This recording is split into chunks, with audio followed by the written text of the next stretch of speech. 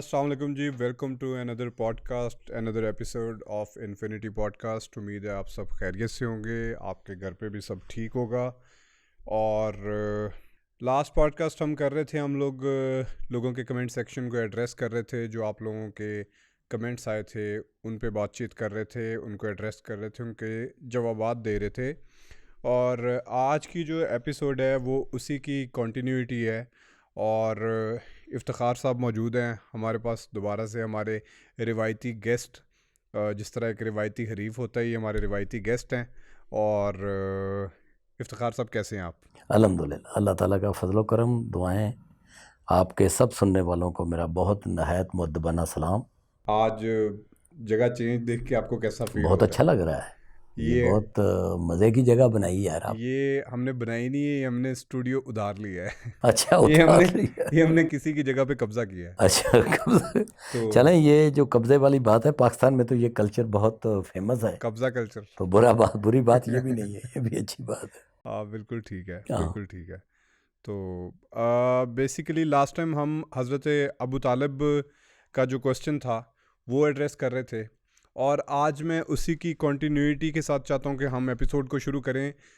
ہم نے محرکات سارے کے سارے ڈسکس کیے تھے کہ حضرت ابو بکر کے بارے میں جتنی بھی حضرت ابو بکر کہتے ہیں، حضرت ابو طالب رضی اللہ تعالیٰ عنہ کی بارے میں ہم ڈسکس کر رہے تھے، اور حضرت ابو طالب سے متعلق جتنی بھی احادیث تھیں ہم نے ان کا تھوڑا سا جو ہے نا وہ ڈائسیکشن کی تھی، آپ نے اس کی ڈائسیکشن کی تھی۔ میں چاہتا ہوں کہ آج ہم میرے ذہن میں ایک اور اس سے کوسچن آیا تھا، مجھے یہ لگتا ہے کہ ہمیں اس کو بھی ایڈریس کرنا چاہیے کہ ٹھیک ہے ہم نے وہ ساری حدیثیں ڈسکس کر لیں، لیکن پھر اگر ان ساری حدیثوں کو جس طرح سے ہم نے دیکھا ہے، اس کے بعد اگر دیکھا جائے تو کیوں مسلمانوں کا ایک جو گروہ ہے، مسلمانوں کا وہ گروہ کیوں اتنا تلا ہوا ہے کہ بھئی ہم نے ان کو کافر ثابت کر کے ہی رہنا ہے، ہم نے ان کو دین اسلام سے نکال کے ہی دم لینا ہے، چاہے اس کے مخالفت میں اب دیکھا جائے تو بریلویوں کے بھی بہت سارے جید علماء کرام ہیں، دیوبندیوں کے بھی اور اہل حدیث کے بھی، اور شیعہ مکتبہ فکر تو خیر سارا ہی یہ کہتا ہے کہ وہ کوئی ایسی ان حدیثوں کے اندر جو ہے نا ان حدیثوں کے اوپر اعتراضات ہیں۔ تو ایک ایسی شخصیت جس نے اپنی ساری زندگی لگا دی حضور اکرم صلی اللہ علیہ وآلہ وسلم کی حفاظت میں، اور اس کے بعد ان کی خدمت میں، اور اپنی جان مال عزت سب کچھ اپنی ساری زندگی داؤ پہ لگائے رکھا ان کی حفاظت کے لیے، اور ان کا جو دین کا کام تھا اس کو آگے بڑھانے کے لیے، تو کیوں پھر ہم اتنا تلے رہتے ہیں کہ ہم نے بھئی یہ جو ہے نا یہ ہمارے عقیدے کا حصہ ہے کہ جب تک ہم ان کو دین سے نہیں نکال دیں گے ہم اس سے آگے نہیں چلیں گے۔ تو میں چاہتا ہوں کہ آپ اس پہ تھوڑی سی روشنی ڈالیں کہ اس کے کیا محرکات ہیں کہ ہم کیوں اتنا زیادہ ریجڈ ہیں ان کے بارے میں۔ بسم اللہ الرحمن الرحیم۔ اگر آپ اجازت دیں تو میں تھوڑا سا آپ کو اس کا بیک گراؤنڈ یہ بتاؤں کہ اس دن ہم نے کیا کہا تھا۔ جی بالکل، تھوڑا سا ریکیپ بھی ہو جائے گا۔ تین قسم کی احادیث پائی جاتی ہیں جن کی روشنی میں، جن کو روایتیں کہہ لیں، حدیثیں کہہ لیں، ہماری ہسٹری کہہ لیں، رسول مقبول صلی اللہ علیہ وسلم کا اسوہ حسنہ کہہ لیں، کچھ بھی کہہ لیں، ان میں ایک جو تھا جن سے ہم ثابت کر رہے تھے، ایک وہ حدیثیں تھیں، روایتیں تھیں جو ہم تک جیسے پہنچیں کہ حضرت ابو طالب رضی اللہ تعالیٰ عنہ کی چونکہ وراثت ان کے صرف ان بیٹوں کو منتقل ہوئی، عقیل کو اور طالب کو، جو ابھی مسلمان نہیں ہوئے تھے، اس سے ہم نے یہ ثابت کیا کہ چونکہ وہ خود مشرک تھے تو ان کے مشرک بیٹوں کو ہی منتقل ہوئی، تو ہم نے یہ نتیجہ نکالا کہ وہ مشرک تھے۔ دوسری قسم کی اس کا میں نے آپ کو انالیسس کر کے بتا دیا کہ ابو طالب رضی اللہ تعالیٰ عنہ کے کون سے مکانات تھے اور کہاں کہاں پہ تھے۔ جی، نیو یارک میں کتنی جائیدادیں تھیں، بیجنگ میں کتنی تھیں، اور لندن میں کتنی ان کی تھیں، ڈیٹیل کہاں پہ اور ان کی ڈیٹیل کہاں پہ، اور جی کہاں وہ عقیل اور کہاں وہ عقیل اور طالب کو منتقل ہوئیں، جی اور انہوں نے کتنے ملین ڈالر کی بیچیں۔ جی اس کے بعد دوسری حدیثیں روایتیں وہ تھیں جن میں ہم نے یہ ثابت کرنے کی کوشش کی کہ وہ رسول مقبول صلی اللہ علیہ وسلم تشریف فرما ہیں، کفار مکہ کے سردار موجود ہیں، ان کی موجودگی میں آپ ان کو فرما رہے ہیں کلمہ پڑھ لیں، وہ نہیں پڑھ رہے، ان میں آپ رسول مقبول صلی اللہ علیہ وسلم ان کو انسسٹ کر رہے ہیں، کافر ادھر انسسٹ کر رہے ہیں، انہوں نے کہا میں عبد المطلب کے دین پہ ہوں۔ دین پہ ہوں۔ بخاری میں بھی ہیں، مسلم میں بھی ہیں، اور بھی کتابوں میں ہیں جن کو سیاست ہم کہتے ہیں۔ دوسری وہ حدیثیں تھیں جن میں حضرت علی رضی اللہ تعالیٰ عنہ آ کے خود کہہ رہے ہیں رسول مقبول صلی اللہ علیہ وسلم کو کہ ابو طالب فوت ہو گئے، اب ان کا کیا کرنا ہے، آپ یہ کنٹروورسی خود ذرا نوٹ کریں کنٹروورسی نظر آتی کہ ہے. رسول مقبول صلی اللہ علیہ وسلم خود وہاں پہ موجود ہیں, آپ کی حدیثیں کہہ رہی ہیں, آپ کی بالکل، روایتیں کہہ رہی ہیں, بالکل، میں نہیں کچھ بھی اس میں ابھی کہہ رہا, جی. ابھی میں نے اس میں کچھ بھی نہیں وہ کہا. پھر سے میں حدیثیں میں اسکرین پہ بھی تو لگا دوں گا. کنٹروورشل ان کی جو باتیں ہیں وہ میں متن ان کا جو کنٹروورشل ہے میں اس کی بات کر رہا ہوں کہ ان کا تو متن ہی قابل اعتماد نہیں ہے. اچھا اس میں مجھے بڑے اعتراض ہیں, مجھے تو میں نے آپ کو اعتراض گن کے بھی بتائے تھے. جی بالکل. اچھا اس کے بعد دوسری بات یہ تھی کہ آپ کہہ رہے ہیں کہ میں تو عبد المطلب کے دین پہ ہوں, تو عبد المطلب کا دین کون سا تھا؟ پہلے تو آپ کو یہ ڈیفائن کرنا پڑے گا نا, ڈیفائن کرنا پڑے گا. آپ کو خالی ابو طالب تک نہیں رہنا پڑے گا, آپ کو پھر عبد المطلب کو بھی ثابت کرنا پڑے گا مشرک. جی. توبہ نعوذ باللہ. توبہ نعوذ باللہ. اس میں مسئلہ یہ ہے کہ میری یہ کوئی بحث نہیں ہے. پہلی تو بات ہے میں یہ اہلیت ہی نہیں رکھتا کہ میں ابو طالب رضی اللہ تعالیٰ عنہ کے بارے میں گفتگو کروں. میں آپ کو صاحب بتاؤں, ان کی اتنی شان بلند ہے, اتنی بلند ہے, میرے تو ادراک سے بھی بالا تر ہے. تو میں کیوں کر رہا ہوں؟ میں مجبوراً یہ بات کر رہا ہوں کہ یار آپ کیوں ان کو مشرک بنانے پہ تلے ہوئے ہیں؟ یعنی کسی بندے کو آپ مشرک کا پتہ مطلب کیا ہے؟ مشرک کا مطلب یہ ہے دائمی جہنم. دائمی جہنم. آپ ابو طالب کے بارے میں یہاں بیٹھ کے اپنا 1400 سال بعد میں بیٹھ کے آپ ان کو دائمی جہنمی ڈکلیئر کر رہے ہیں. آپ کو یہ رائٹ کس نے دیا؟ کہاں دیا آپ کو رائٹ؟ مجھے وہ بھی حدیثیں دکھائیں نا, یا روایتیں دکھائیں, یا قرآن پاک کی کوئی آیت دکھائیں جہاں پہ آپ کو رائٹ دیا گیا ہے کہ آپ ابو طالب رضی اللہ تعالیٰ عنہ کو 1400 سال بعد بیٹھ کے ان روایتوں کی بنیاد پہ آپ ان کو کہیں جی ہم تو ان کو مشرک ڈکلیئر کرتے ہیں. کہاں ہے رائٹ آپ کے پاس؟ بھئی اللہ کی جنت ہے, اللہ کی دوزخ ہے, اللہ جس کو مرضی دے, جس کو مرضی نہ دے. ایک چھوٹا سا سپلیمنٹری کوسچن اس کے اندر کہ کیا ہمیں اس چیز کا رائٹ ہے کہ ہم کسی بھی دوسرے انسان کو جو کہہ رہا ہے کہ میں مسلمان ہوں, ہم اس کو کافر ڈکلیئر کر سکتے ہیں؟ نہیں, بالکل بھی نہیں. ہمیں کہیں پہ بھی یہ رائٹ ہے؟ بالکل بھی نہیں, بالکل بھی نہیں, بالکل یہ ایبسولیوٹلی رانگ ہے. اور ہم انہی چیزوں میں پڑے ہوئے ہیں. ہم نے کبھی یہ غور کیا کہ ہم بیڑا گھر کا ہمارا کیوں ہوا ہے؟ انہی چیزوں کی وجہ سے تو ہوا ہے. لا یعنی چیزوں میں ہم پھنسے ہوئے ہیں, اور ہمارا کوئی مقصد نہیں, کوئی مطلب نہیں, کوئی ہماری وہ علم کی بنیاد نہیں, کوئی ہماری اخلاق کی بنیاد نہیں, کوئی ہمارے دین کی بنیاد نہیں. ہم راہ چلتی ایک بات کو پکڑتے ہیں. میں آپ کو بتاؤں کہ جب ہلاکو نے حملہ کیا نا, تو وہاں پہ ویسے پتا آپ کو کیا ہو رہی تھی؟ کوے کے اوپر کوے کے اوپر اور اس طرح کی لا یعنی باتوں پہ 4 قسم کے گروہ دھڑا دھڑ بحثوں میں لگے ہوئے. تو ان کو ہلاکو کی فکر نہیں تھی. وہ کہتے تھے پہلے ہے ثابت کرنا کہ کوہ لا علیہ کے رام. کہیں پہ کچھ ہو رہا تھا کہ مسجد کے طلاق مسجد کے اندر دی جائے تو اس کا کیا ایفیکٹ ہوگا, کیونکہ وہ اللہ کا گھر ہے. بندہ کہتا جی یہ کنڈیشنل طلاق دی جائے تو اس کا کیا ایفیکٹ ہوگا. یہ ہماری روایت ہے کہ ہم ان چیزوں میں پھنسے رہتے ہیں. لیکن چونکہ لوگوں نے یہ موضوع چھیڑا ہے, میں یہ اس لیے ایک بات کہہ رہا ہوں کہ یہ میرا موضوع نہیں ہے, اس لیے لیکن میں تو ان کی شان میں گستاخی کرنے کا اہل ہی نہیں ہوں.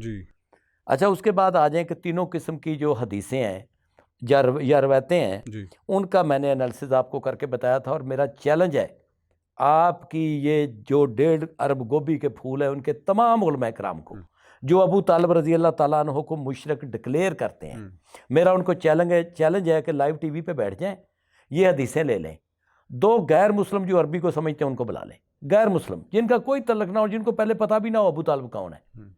میں بھی بات کروں گا, وہ بھی بات کر لیں, 5 بلا لیں, 10 بلا لیں, 1 بلا لیں. میں کوئی عالم دین نہیں ہوں, لیکن اس کے باوجود میں ایک طالب علم ہوں. میں پھر بھی یہ چیلنج کر رہا ہوں کہ یہ اتنی کچی جگہ پہ کھڑے ہیں, اتنی پھسلن والی جگہ پہ کھڑے ہیں کہ یہ بات ہی نہیں کر سکتے. ویسے تو ایون بریلویوں کے بھی کافی سارے بہت جید علماء ہیں, جیسے طاہر القادری صاحب کو لے لیں کہ وہ لوگ بھی کہہ چکے ہیں کہ بھئی شرم کرو. مطلب انہوں نے یہاں تک الفاظ یوز کیے ہیں کہ شرم کرو جو لوگ اس طرح کی بات کرتے ہو نا, کہ آپ ان کو نعوذ باللہ یا ہم تو نعوذ باللہ ہی کہیں گے کہ آپ ان کو کافر ڈکلیئر کرتے ہو, تو تمہیں شرم آنی چاہیے. ان باتوں کو اوائڈ کیا کرو اور ان سے جو ہے نا تھوڑا سا اجتناب کیا کرو کہ آپ فی البدیہہ جا کے تو آپ یہی کہہ دو کہ ابھی وہ تو جب کہہ دیا. ہاں جی, یہ اتنی بڑی بات ہے, آپ کرنے سے پہلے کام کیوں نہیں جاتے؟ آپ ایک بندے کو مطلب کیا, میں کہتا ہوں جی ہسٹری نہ بھی پڑھیں.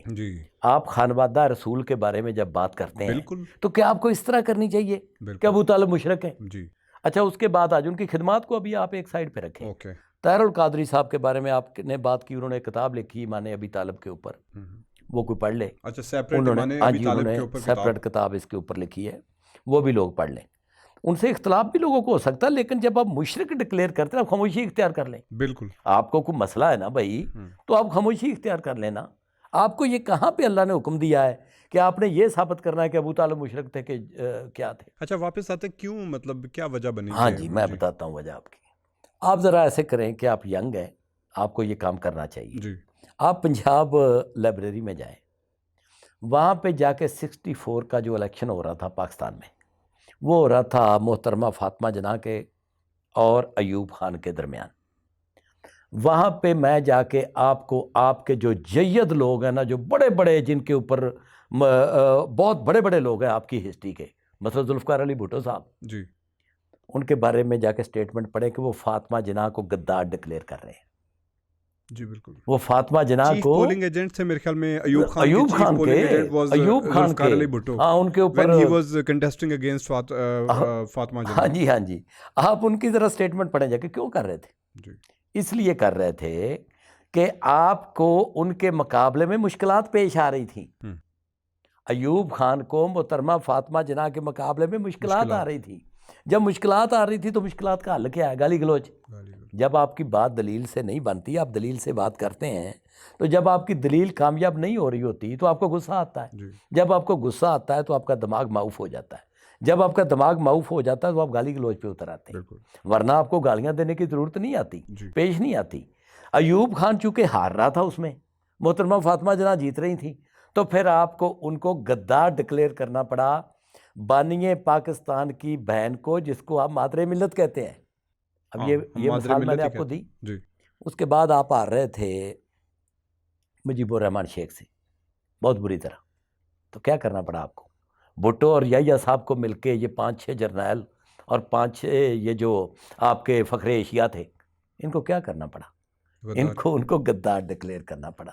جب آپ کے ہمت نہیں نہ رہتی آپ کا مقابلہ کرنے کی, آپ اگلے کے اوپر الزام لگاتے ہیں, الزام تراشی کرتے ہیں. غدار ڈکلیئر کرنے کی کوشش ہاں جی ہاں جی ہاں جی. جب آپ کو جس بندے سے آپ مقابلہ نہیں کر پاتے اس میدان میں, پھر آپ کیا کہتے ہیں کہ نہیں وہ تو ویسے غدار ہے, میں نے اس کے بارے میں کیا. اب آ جائے ابو طالب رضی اللہ تعالیٰ عنہ کی ہستی جو ہے, ان کے بارے میں ذرا آپ بڑی باریک بینی سے اس کو سوچنا, دیکھنا, سننا, کیونکہ میں یونیورسٹی سے لے کے اب تک اس کا طالب علم ہوں. اب ذرا دیکھنا, رسول مقبول صلی اللہ علیہ وسلم کے دادا فوت ہو گئے, کس کو دیا حضرت رسول مقبول صلی اللہ علیہ وسلم کو, کس کی نگہداشت میں آپ نے دیا؟ ابو طالب کی نگہداشت. چاچا تو اور بھی تھے, جن میں عباس بھی تھے, جن میں حارث بھی تھے. کیوں دیا؟ اب یہاں پہ آپ کو کنیکشن تو ہوگا نا کہ رسول مقبول صلی اللہ علیہ وسلم کو 8 سال کی عمر میں, مجھے پتہ نہیں ہے لیکن ابو طالب سب سے بڑے تھے. نہیں وہ بڑے بھی نہیں تھے. اچھا بڑے بھی نہیں تھے. بڑے بھی نہیں تھے. اچھا اب آ جائیں, حمزہ بھی تھے. حمزہ بھی تھے, عباس بھی تھے. حضرت ابو طالب سے بڑے تھے. نہیں حمزہ بڑے نہیں تھے. لیکن میں آپ کو بتاتا ہوں کہ ابو طالب, اتنے سارے لوگوں میں سے حضرت ابو طالب کو ہی کیوں چیز ابو طالب کو, ابو لہب بھی تھے. ابو لہب تو اس وقت بڑے متمول تھے. بالکل ٹھیک. ابو لہب اس وقت بڑی, ان کے پاس تو بڑی جائیداد تھی, وہ تو مکے کے بڑے رئیس تھے اور وہ مکے کے پیر بھی تھے. لیکن ابو طالب سب سے بڑے بیٹے ہوں گے. نہیں میں کہتا ہوں بڑا بیٹا ہونا کیا کرائٹیریا ہے؟ نہیں ہوتا ہے نا کہ 3 بھائی ہیں اور اس کے بعد اگر ان میں سے 4 بھائی ہیں, ان میں سے ایک فوت ہو گیا تو چلو جو بڑا بھائی ہے وہ, میں آپ کی بات تھوڑی دیر کے لیے مان لیتا ہوں. لیکن میں یہ کہہ رہا ہوں کہ ابو لہب اور ابو لہب کی بیوی کا ام جمیل جس کو کہتے ہیں, ان کا لقب تھا, خوبصورت بہت تھیں, اور ان کا تو بڑا قریبی تعلق ہے رسول مقبول صلی اللہ علیہ وسلم سے. ان کو کیوں نہیں دیا؟ عباس رضی اللہ تعالیٰ عنہ کی جو زوجہ محترمہ ہے ام فضل, ان کا آپ نے دودھ پیا ہے, ان کو کیوں نہیں دیا؟ اچھا اس کے بعد مجھے یہ بتائیں کہ یہ کیا تھا, کوئی کنیکشن تو کہیں پہ تھا نا. چلے میں آپ کی بات مان لیتا ہوں کہ بڑے ہونے کی وجہ سے دے دیا, ٹھیک ہے. اب آ جائیں اس کے بعد کہ یہ یہاں سے سلسلہ چلتا ہے تو نکاح کی بات آتی ہے. تو مکے کے سرٹیفائیڈ پیر تھے ابو لہب, نکاح ابو طالب کر رہے ہیں. حضور پاک صلی اللہ رسول مقبول صلی اللہ علیہ وسلم کا خدیجۃ الکبریٰ رضی اللہ تعالیٰ عنہ سے جو نکاح ہے, ان میں جواب ان کے چچا کو, حضرت خدیجۃ الکبریٰ رضی اللہ تعالیٰ عنہ کے چچا کو جواب حضرت ابو طالب دے رہے ہیں کہ میرا بھتیجا تو, اس کی تو سیرت اور صورت پہ دونوں جہان قربان, قصیدے ان کی شان میں ابو طالب کہہ رہے ہیں. کوئی تو کنیکشن ہوگا نا بھائی. آپ کہہ لیں محبت تھی, چلے ایسے کہہ لیں محبت تھی. اگر محبت تھی تو اس کا بھی میں آگے جا کے آپ کو بتاتا ہوں. اس کے بعد آ جائیں کہ 40 سال کی عمر ہوگی, آپ نے نبوت کا دعویٰ کر دیا. بنی ہاشم کے سردار کون ہے؟ ابو طالب. سب سے پہلے ان کو روکنا کس کو چاہیے تھا؟ ابو طالب کو, کیونکہ وہ ایمان نہیں لے کے آپ کے بقول, یعنی یہ جو اعتراضات کر رہے ہیں ان کے بقول میں کہہ رہا ہوں. جب میں آپ کہتا ہوں تو ان کے بقول کہتا ہوں. وہ کہہ رہے ہیں جی وہ تو مسلمان ہی نہیں تھے. تو کیا آپ ان کو منافق ڈکلیئر کر رہے ہیں یا آپ ان کو جھوٹا کہہ رہے ہیں؟ آپ کہہ کیا رہے ہیں؟ ان کی تو نگہداشت میں ہے رسول مقبول سردار کے ہاتھ میں قبیلے کے ہر فرد کی جان ہوتی تھی، عزت ہوتی تھی، مال ہوتا تھا. عزت، جان، مال تینوں چیزیں سردار کے ہاتھ میں ہوتی تھی. وہ جب چاہے اس کو بے دخل کر دے، اس کو جائیداد سے بے دخل کر دے، اس کو مارنے کا حکم دے دے، اس کو جو مرضی دے دے. بالکل، شہر سے تو کیا نکلوا دے. سب سے پہلے ریئیکشن قبیلے سے نکال دے؟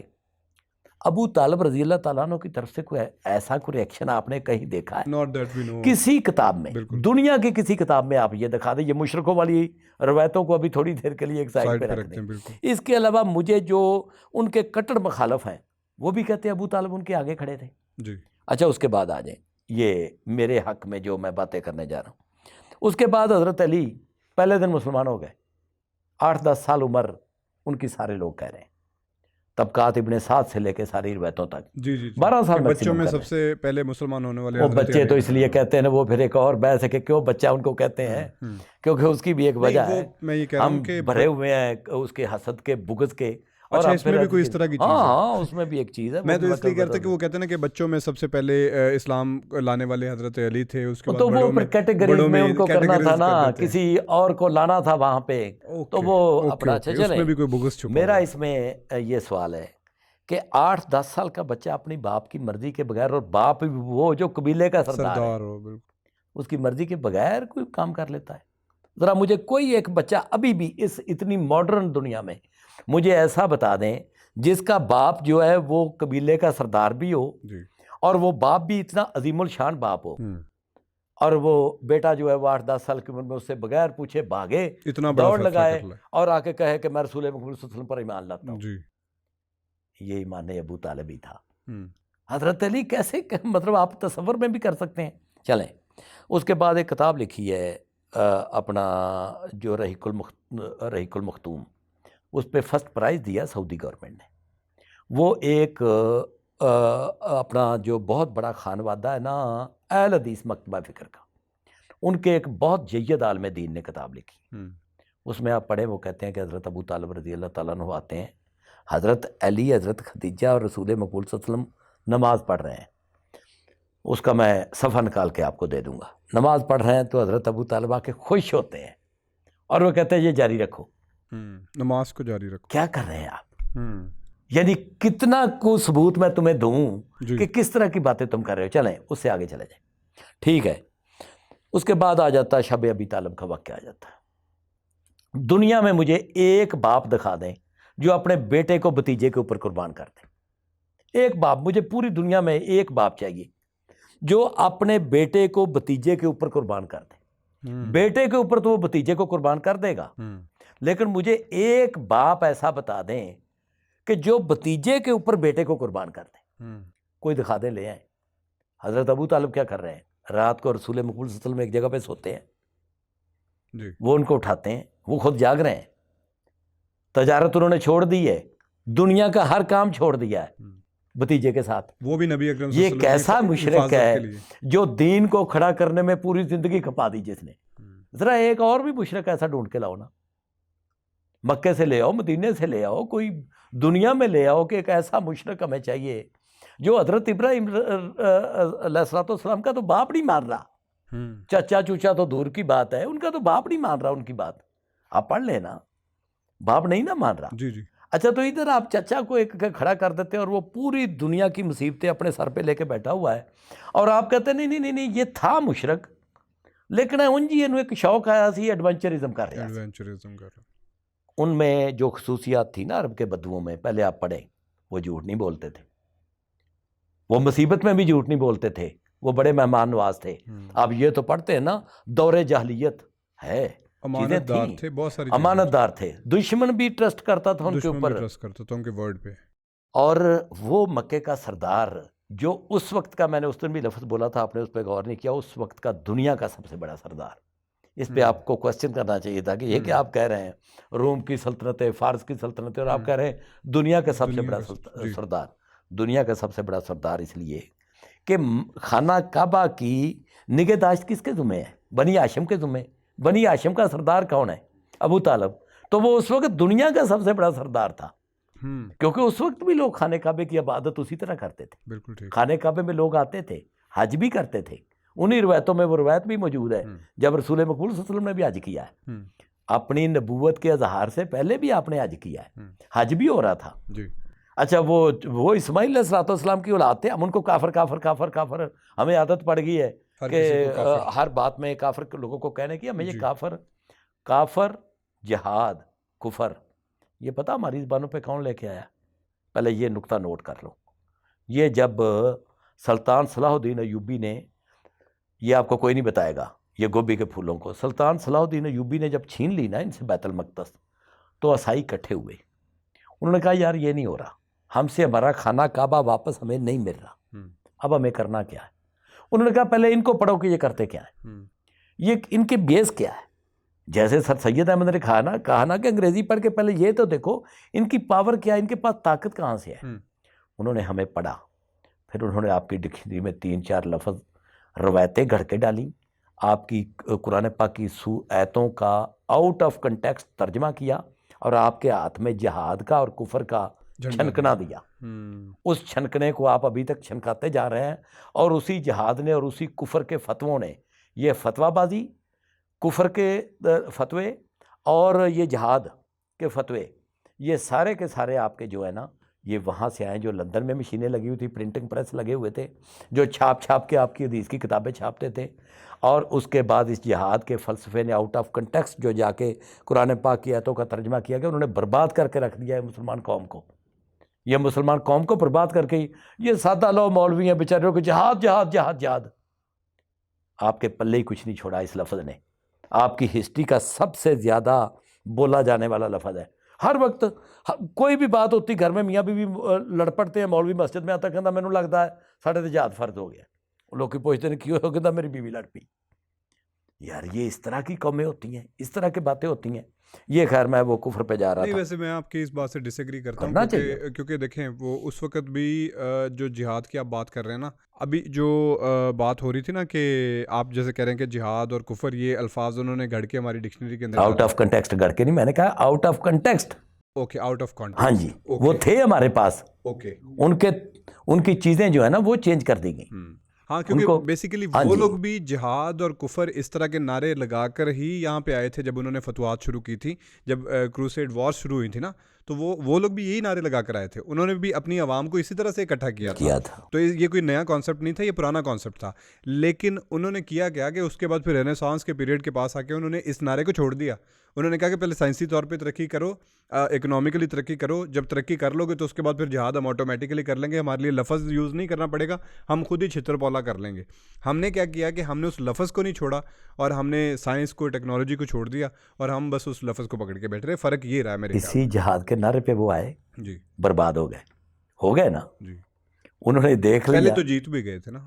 نہیں, ایک مرتبہ انہوں نے بیت المقدس پہ قبضہ کیا, اس کے بعد تو جو انہوں نے مارا ہے اپنا عثمانیوں نے ان کو, اور اس کے بعد تو ان کو دھبا بنا دیا نا مار مار کے. یہ سلطان محمد فاتح نے جا کے کس سے قسطنطنیہ آپ نے استنبول کس سے چھینا. یہ ویسے بحث پہ ہم چلے جائیں گے, ہم حضرت ابو طالب پہ واپس چلتے ہیں. ہاں جی, آپ یہ بتا رہے تھے میں اسی پہ آ رہا ہوں کہ ان کو دھبا جب بنا دیا تو انہوں نے سوچا کہ یار یہ جو ہم کام کر رہے ہیں یہ غلط ہے, اور ہمیں انہوں نے پکڑا دیا. انہوں نے کہا چھنکنا نہ دے, آپ دے دو, بالکل کرتے رہیں گے, مرتے رہیں گے. ٹھیک ہے.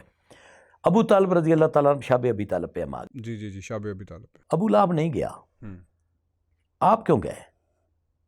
اور نکالا تو لوگوں نے رسول مقبول صلی اللہ علیہ وسلم کو تھا نا, آپ نے کیوں وہاں پہ جانے کا فیصلہ کیا؟ کیونکہ آپ کیوں اپنے پوری فیملی کو بلا کے, جن میں ابھی بہت سارے لوگ 70% لوگ 80% لوگ مسلمان نہیں ہوئے تھے, آپ کیوں ان کو جا کے تقریریں کر رہے تھے کہ آپ لوگوں کے لیے بیسے شرم ہے, بیسے ننگ ہے کہ آپ رسول مقبول صلی اللہ علیہ وسلم کے آگے مر جائیں, کٹ جائیں. ان میں تو ان کے بیٹے تھے. کوئی دنیا کا باپ کہتا بیٹے کو کہ میرا بھتیجا نالائق ہے, توبہ نعوذ باللہ, یہ میرے کہنے پہ نہیں مانتا, لیکن آپ نے اس کے لیے جان دے دینی. لیکن ایک چیز بھی تھی نا کہ جیسے آپ نے پہلے ذکر کیا کہ جو عربس تھے ان کی کچھ روایات ہوتی تھیں, ان کے کلچر کے اندر کچھ چیزیں انکلکیٹڈ تھی, کہ وہ اس طرح کی چیزیں تھیں کہ اگر وہ کسی کو زبان دے دیتے تھے نا تو وہ پھر پیچھے نہیں ہٹتے تھے. تو پھر حضرت ابو طالب نے اپنے جو تھے والد محترم, ان کو زبان دی ہوگی کہ بھائی میں اس بچے کی حفاظت کروں گا نو میٹر واٹ. تو ٹھیک ہے, محمد صلی اللہ علیہ وآلہ وسلم کا دین قبول نہیں کروں گا، لیکن اس کے ساتھ ساتھ میں اپنا وعدہ ضرور پورا کروں گا، کیونکہ ایک تو میں سردار بھی ہوں، اور سردار کے علاوہ مجھے ذمہ داری بھی دے کر گئے ہیں میرے والد محترم کہ میں نے اس بچے کی حفاظت کرنی ہے. تو یہ بھی تو پہلو ہو سکتا ہے اس کا. دیکھیں عبد المطلب نے ان کو نگہداشت سونپی 8 سال کی عمر میں. جی. اس وقت تو نبوت کا کوئی معاملہ نہیں تھا. نبوت کا تو کوئی معاملہ نہیں تھا. اب آ جائیں آگے. ہر سردار کے جتنے قبیلے کے فرد ہیں، افراد ہیں، ان کے اوپر اطاعت فرض ہے سردار کی. بالکل. سردار کے اوپر فرض نہیں ہے کہ وہ قبیلے کے کسی فرد کی اطاعت کرے. بالکل ٹھیک ہے. افراد کی اوپر فرض ہے کہ وہ قبیلے کے سردار کی اطاعت کریں. یہاں پہ الٹا ہو رہا ہے. یہاں پہ الٹا ہو رہا ہے بالکل کہ سردار اطاعت کر رہا ہے اپنے قبیلے کے ایک فرد کی. صحیح. تو یہ کیا ہے؟ یہ بغیر نبوت کے کر رہا ہے. بالکل ٹھیک. چلیں اب آ جائیں وہاں پہ چلے جائیں. جی. شب ابی طالب. آپ نے ایک جناب خطبہ دیا نہیں ابھی، اس سے پہلے جب جانے لگے معاشرتی مکاتہ کر دیا، اور آپ نے سب قبیلے کو بلایا. ابو لہب نہیں آئے. جی. اس سے بھی پہلے آپ کے گھر میں 2 دعوتیں بھی ہوئی ہیں. ان کا حوالہ میں نے آپ کو اس لیے نہیں دیا کہ کچھ لوگ جو ان کو جنہوں نے مشرک ڈکلیئر کرنے کا ٹھیکہ لیا ہوا ہے نا، وہ کہتے ہیں وہ تو حضرت علی کا بھی گھر تھا. حضرت علی 8-10 سال کے بچے کا گھر ہوتا ہے؟ مجھے بتائیں ذرا، اس کے باپ کا گھر ہوتا ہے یا اس کا گھر ہوتا ہے؟ چلے وہاں پہ جو دعوتیں ہوئی ہیں، وہاں پہ جو عبد المطلب کی اور ابو لہب کی آپس میں تکرار ہوئی ہے، جی. اگر آپ وہی رپیٹ کر دیں نا تو آپ کو ان کے جذبہ ایمانی کا پتہ چل جائے کہ کس لیول کا ان کا جذبہ تھا. اس کے بعد آپ سب قبیلے والوں کو بلاتے ہیں. آپ کہتے ہیں بنو ہاشم کو آپ غیرت دلاتے ہیں.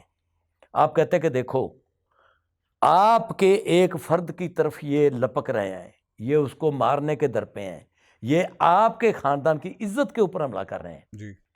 آپ کے ابھی تک انہوں نے آپ کی محبت دیکھی، آپ کے نیزے نہیں دیکھے.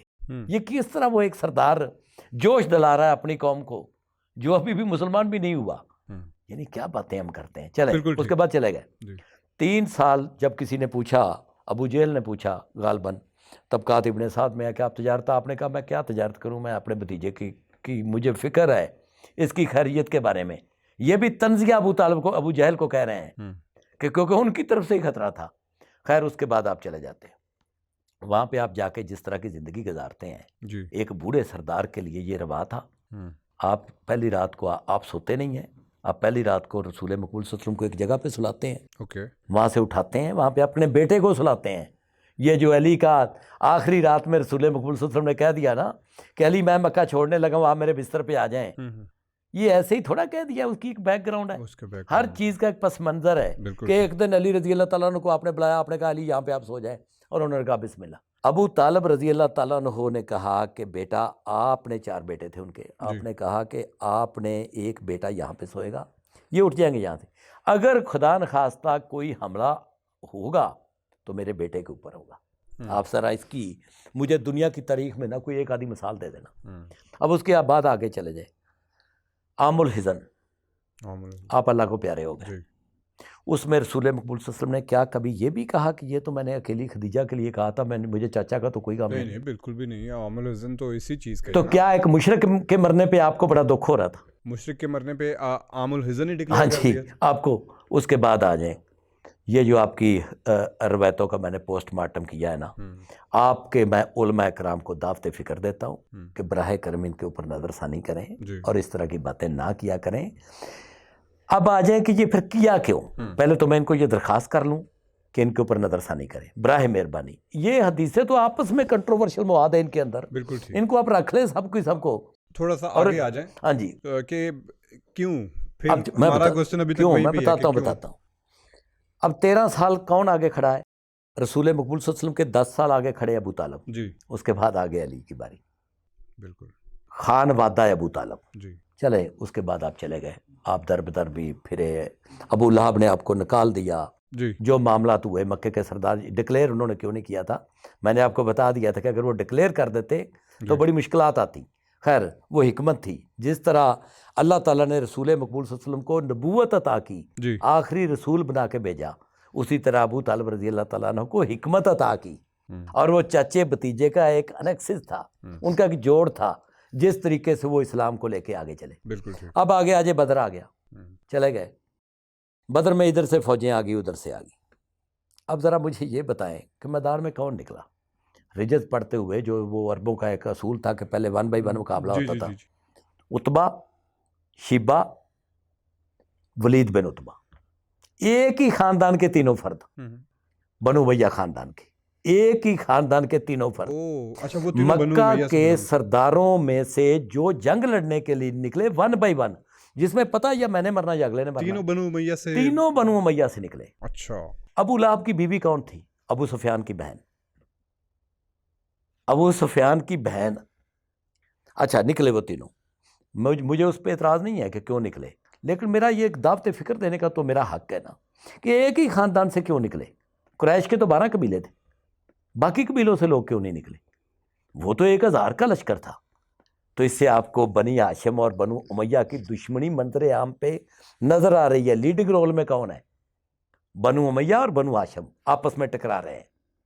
12 قبیلے تھے، باقی مجھے بتا دے، 12 میں سے ایک نکلا تھا، وہ تو سارے لڑنا مرنا جانتے تھے۔ عرب کے لوگ سارے ہی لڑنا مرنا جانتے تھے، بالکل ٹھیک ہے، تلوار چلانا جانتے تھے، نیزہ چلانا جانتے تھے، گھوڑ سواری جانتے تھے، لڑنا مرنا ان کا کام تھا۔ تو کیوں بھائی ایک ہی قبیلے سے؟ اب یہ جو نکلے ہیں یہ کون ہے؟ 2 تو سگے بھائی ہیں، عتبہ اور شیبہ۔ ایک ان میں سے ابو سفیان رضی اللہ تعالیٰ عنہ کے سسر ہیں، ایک ان کے ابو سفیان رضی اللہ تعالیٰ عنہ کے سالے ہیں، ولید بن عتبہ نکلا ہے۔ اس وقت تک ابو سفیان بھی مسلمان نہیں ہوئے تھے، مسلمان نہیں ہوئے تھے۔ ایگری، میں ان کے اوپر کوئی الزام نہیں لگا رہا، میں تو ابو طالب کی دشمنی کا جواب دے رہا ہوں۔ بالکل ٹھیک۔ نکلے ادھر سے مدینے کے 3 لوگ نکلے۔ جب مدینے سے 3 لوگ نکلے تو انہوں نے کہا بھئی آپ کون ہو؟ اپنا تعارف کرواؤ۔ وہ ہوتا تھا جب وہ آتا تھا میدان میں تعارف ہوتا تھا، انہوں نے کہا تعارف کرواؤ۔ انہوں نے کہا کہ ہم مدینے کے فلاں قبیلے کے، اوس کے ہیں، خزرج کے بیسیکلی ہیں۔ وہ اپنا بتاتے تھے کہ اپنی برتری بتاتے تھے، خاندانی برتری آ کے اپنا اعلان کرتے تھے، اور پھر اس کے بعد جنگ شروع ہوتی تھی۔ میں اوس سے ہوں، میں خزرج سے ہوں۔ تو انہوں نے طنزیہ مسکراہٹ کے ساتھ کہا کہ اسی انہاں زمیندار نہ لڑنا ہے۔ کنہوں نے کہا؟ جو بنو امیہ کے 3 سردار میدان میں کھڑے تھے، ولید بن عتبہ اور بنو امیہ کے جو 3 لوگ کھڑے، انہوں نے کسی کا نام میں تھوڑا بہت غلط لے سکتا ہوں کیونکہ عربوں کے نام اسی طرح، کوئی شیبہ شیبہ کچھ کہہ دیتے کوئی۔ اب انہوں نے کہا کہ ہم آپ سے لڑنے کے لیے یہاں پہ آئے ہیں۔ کن سے؟ جو مدینے کے 3 شاہ سوار نکلے۔ میں یہی پوچھنا چاہ رہا ہوں کہ جو 3 نکلے تھے وہ کون کون تھے؟ ایک حضرت حمزہ تھے؟ نہیں، وہ کوئی نہیں ان میں نکلا، میں ابھی بتانے لگا ہوں آپ کو۔ مدینے کے 3 جو شاہ سوار ان سے مقابلے کے لیے نکلے، ان کو ولید عتبہ نے پوچھا کہ آپ کون ہو بھائی؟ انہوں نے کہا مدینے کے فلاں بن فلاں بن فلاں۔ تو انہوں نے طنزیہ مسکراہٹ سے کہا کہ اسی تہاڈے زمیندار نہ لڑنا آیا۔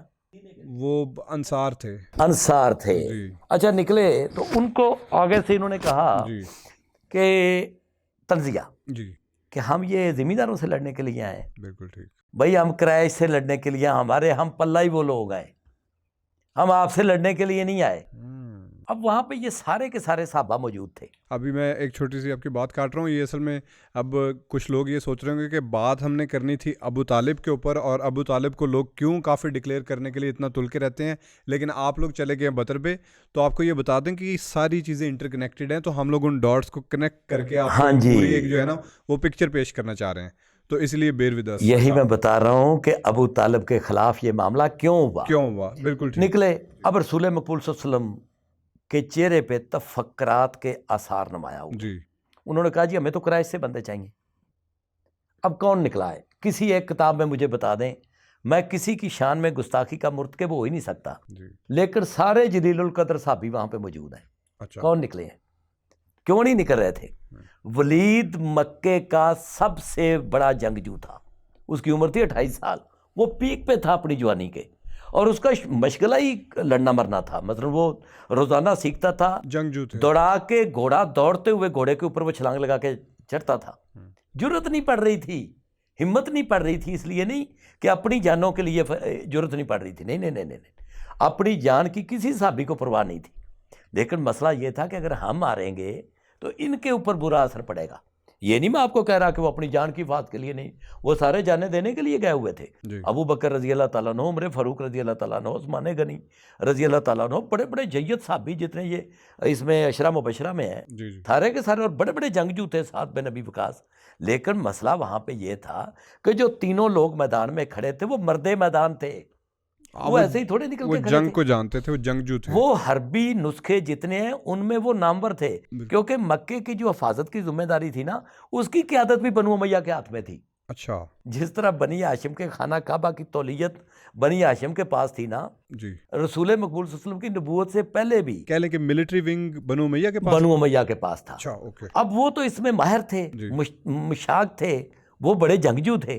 اب وہ کھڑے ہیں.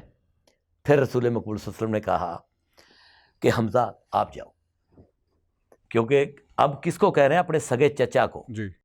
دوسری طرف آپ نے کہا ان کا نام مجھے ابھی صحابی کا آ جائے گا، نام یاد آ جائے گا، وہ حضرت حارث کے بیٹے تھے، وہ آپ کے سگے چچا زاد تھے، بنو ہاشم. بنو ہاشم میں. تیسرے کہا علی کو کہ آپ جاؤ، حضرت علی. جھنڈا بھی علی کے ہاتھ میں تھا. بنو ہاشم. حالانکہ یہ روایت ہی نہیں ہے کہ آپ جو علم بردار ہے اس کو بھیجے، یہ بھی نوٹ کر لیں. لیکن آپ گئے. اچھا تو بنی ہاشم میں سے کیوں ادھر سے تینوں بنی ہاشم کے جا رہے ہیں، ادھر سے تینوں بنی امیہ کے آ رہے ہیں؟ ٹھیک ہے، اس پہ آپ ڈاٹ کنیکٹڈ کر لیں. کر لیں. چلے گئے جی. گئے تو وہاں پہ جا کے مقابلہ ہوا تو حضرت حمزہ رضی اللہ تعالیٰ عنہ نے ڈھیر کر دیا جی جی جی. عتبہ کو غالباً، اور حضرت علی نے بھی کر دیا. حضرت علی کا مقابلہ ہوتا نہیں، یہ ایسے نہیں، حضرت علی کا مقابلہ ہوتا ولید کے ساتھ. اچھا. اب حضرت علی کی جو عمر ہے نا وہ ابھی بڑی چھوٹی ہے، کوئی 22-23 سال ہے. اوکے. اس ایج میں لڑکا اتنا پختہ ہوتا ہی نہیں. اس کی ایج ہے 2.5 سال. وہ مکے کا وہ ایک نامور سردار کا بیٹا حضرت علی رضی اللہ تعالیٰ عنہ تو بڑی بھوک پیاس میں پلے بڑے نا، جی جی اور بڑی ان کی افلاس میں وہ انہوں نے پرورش پائی.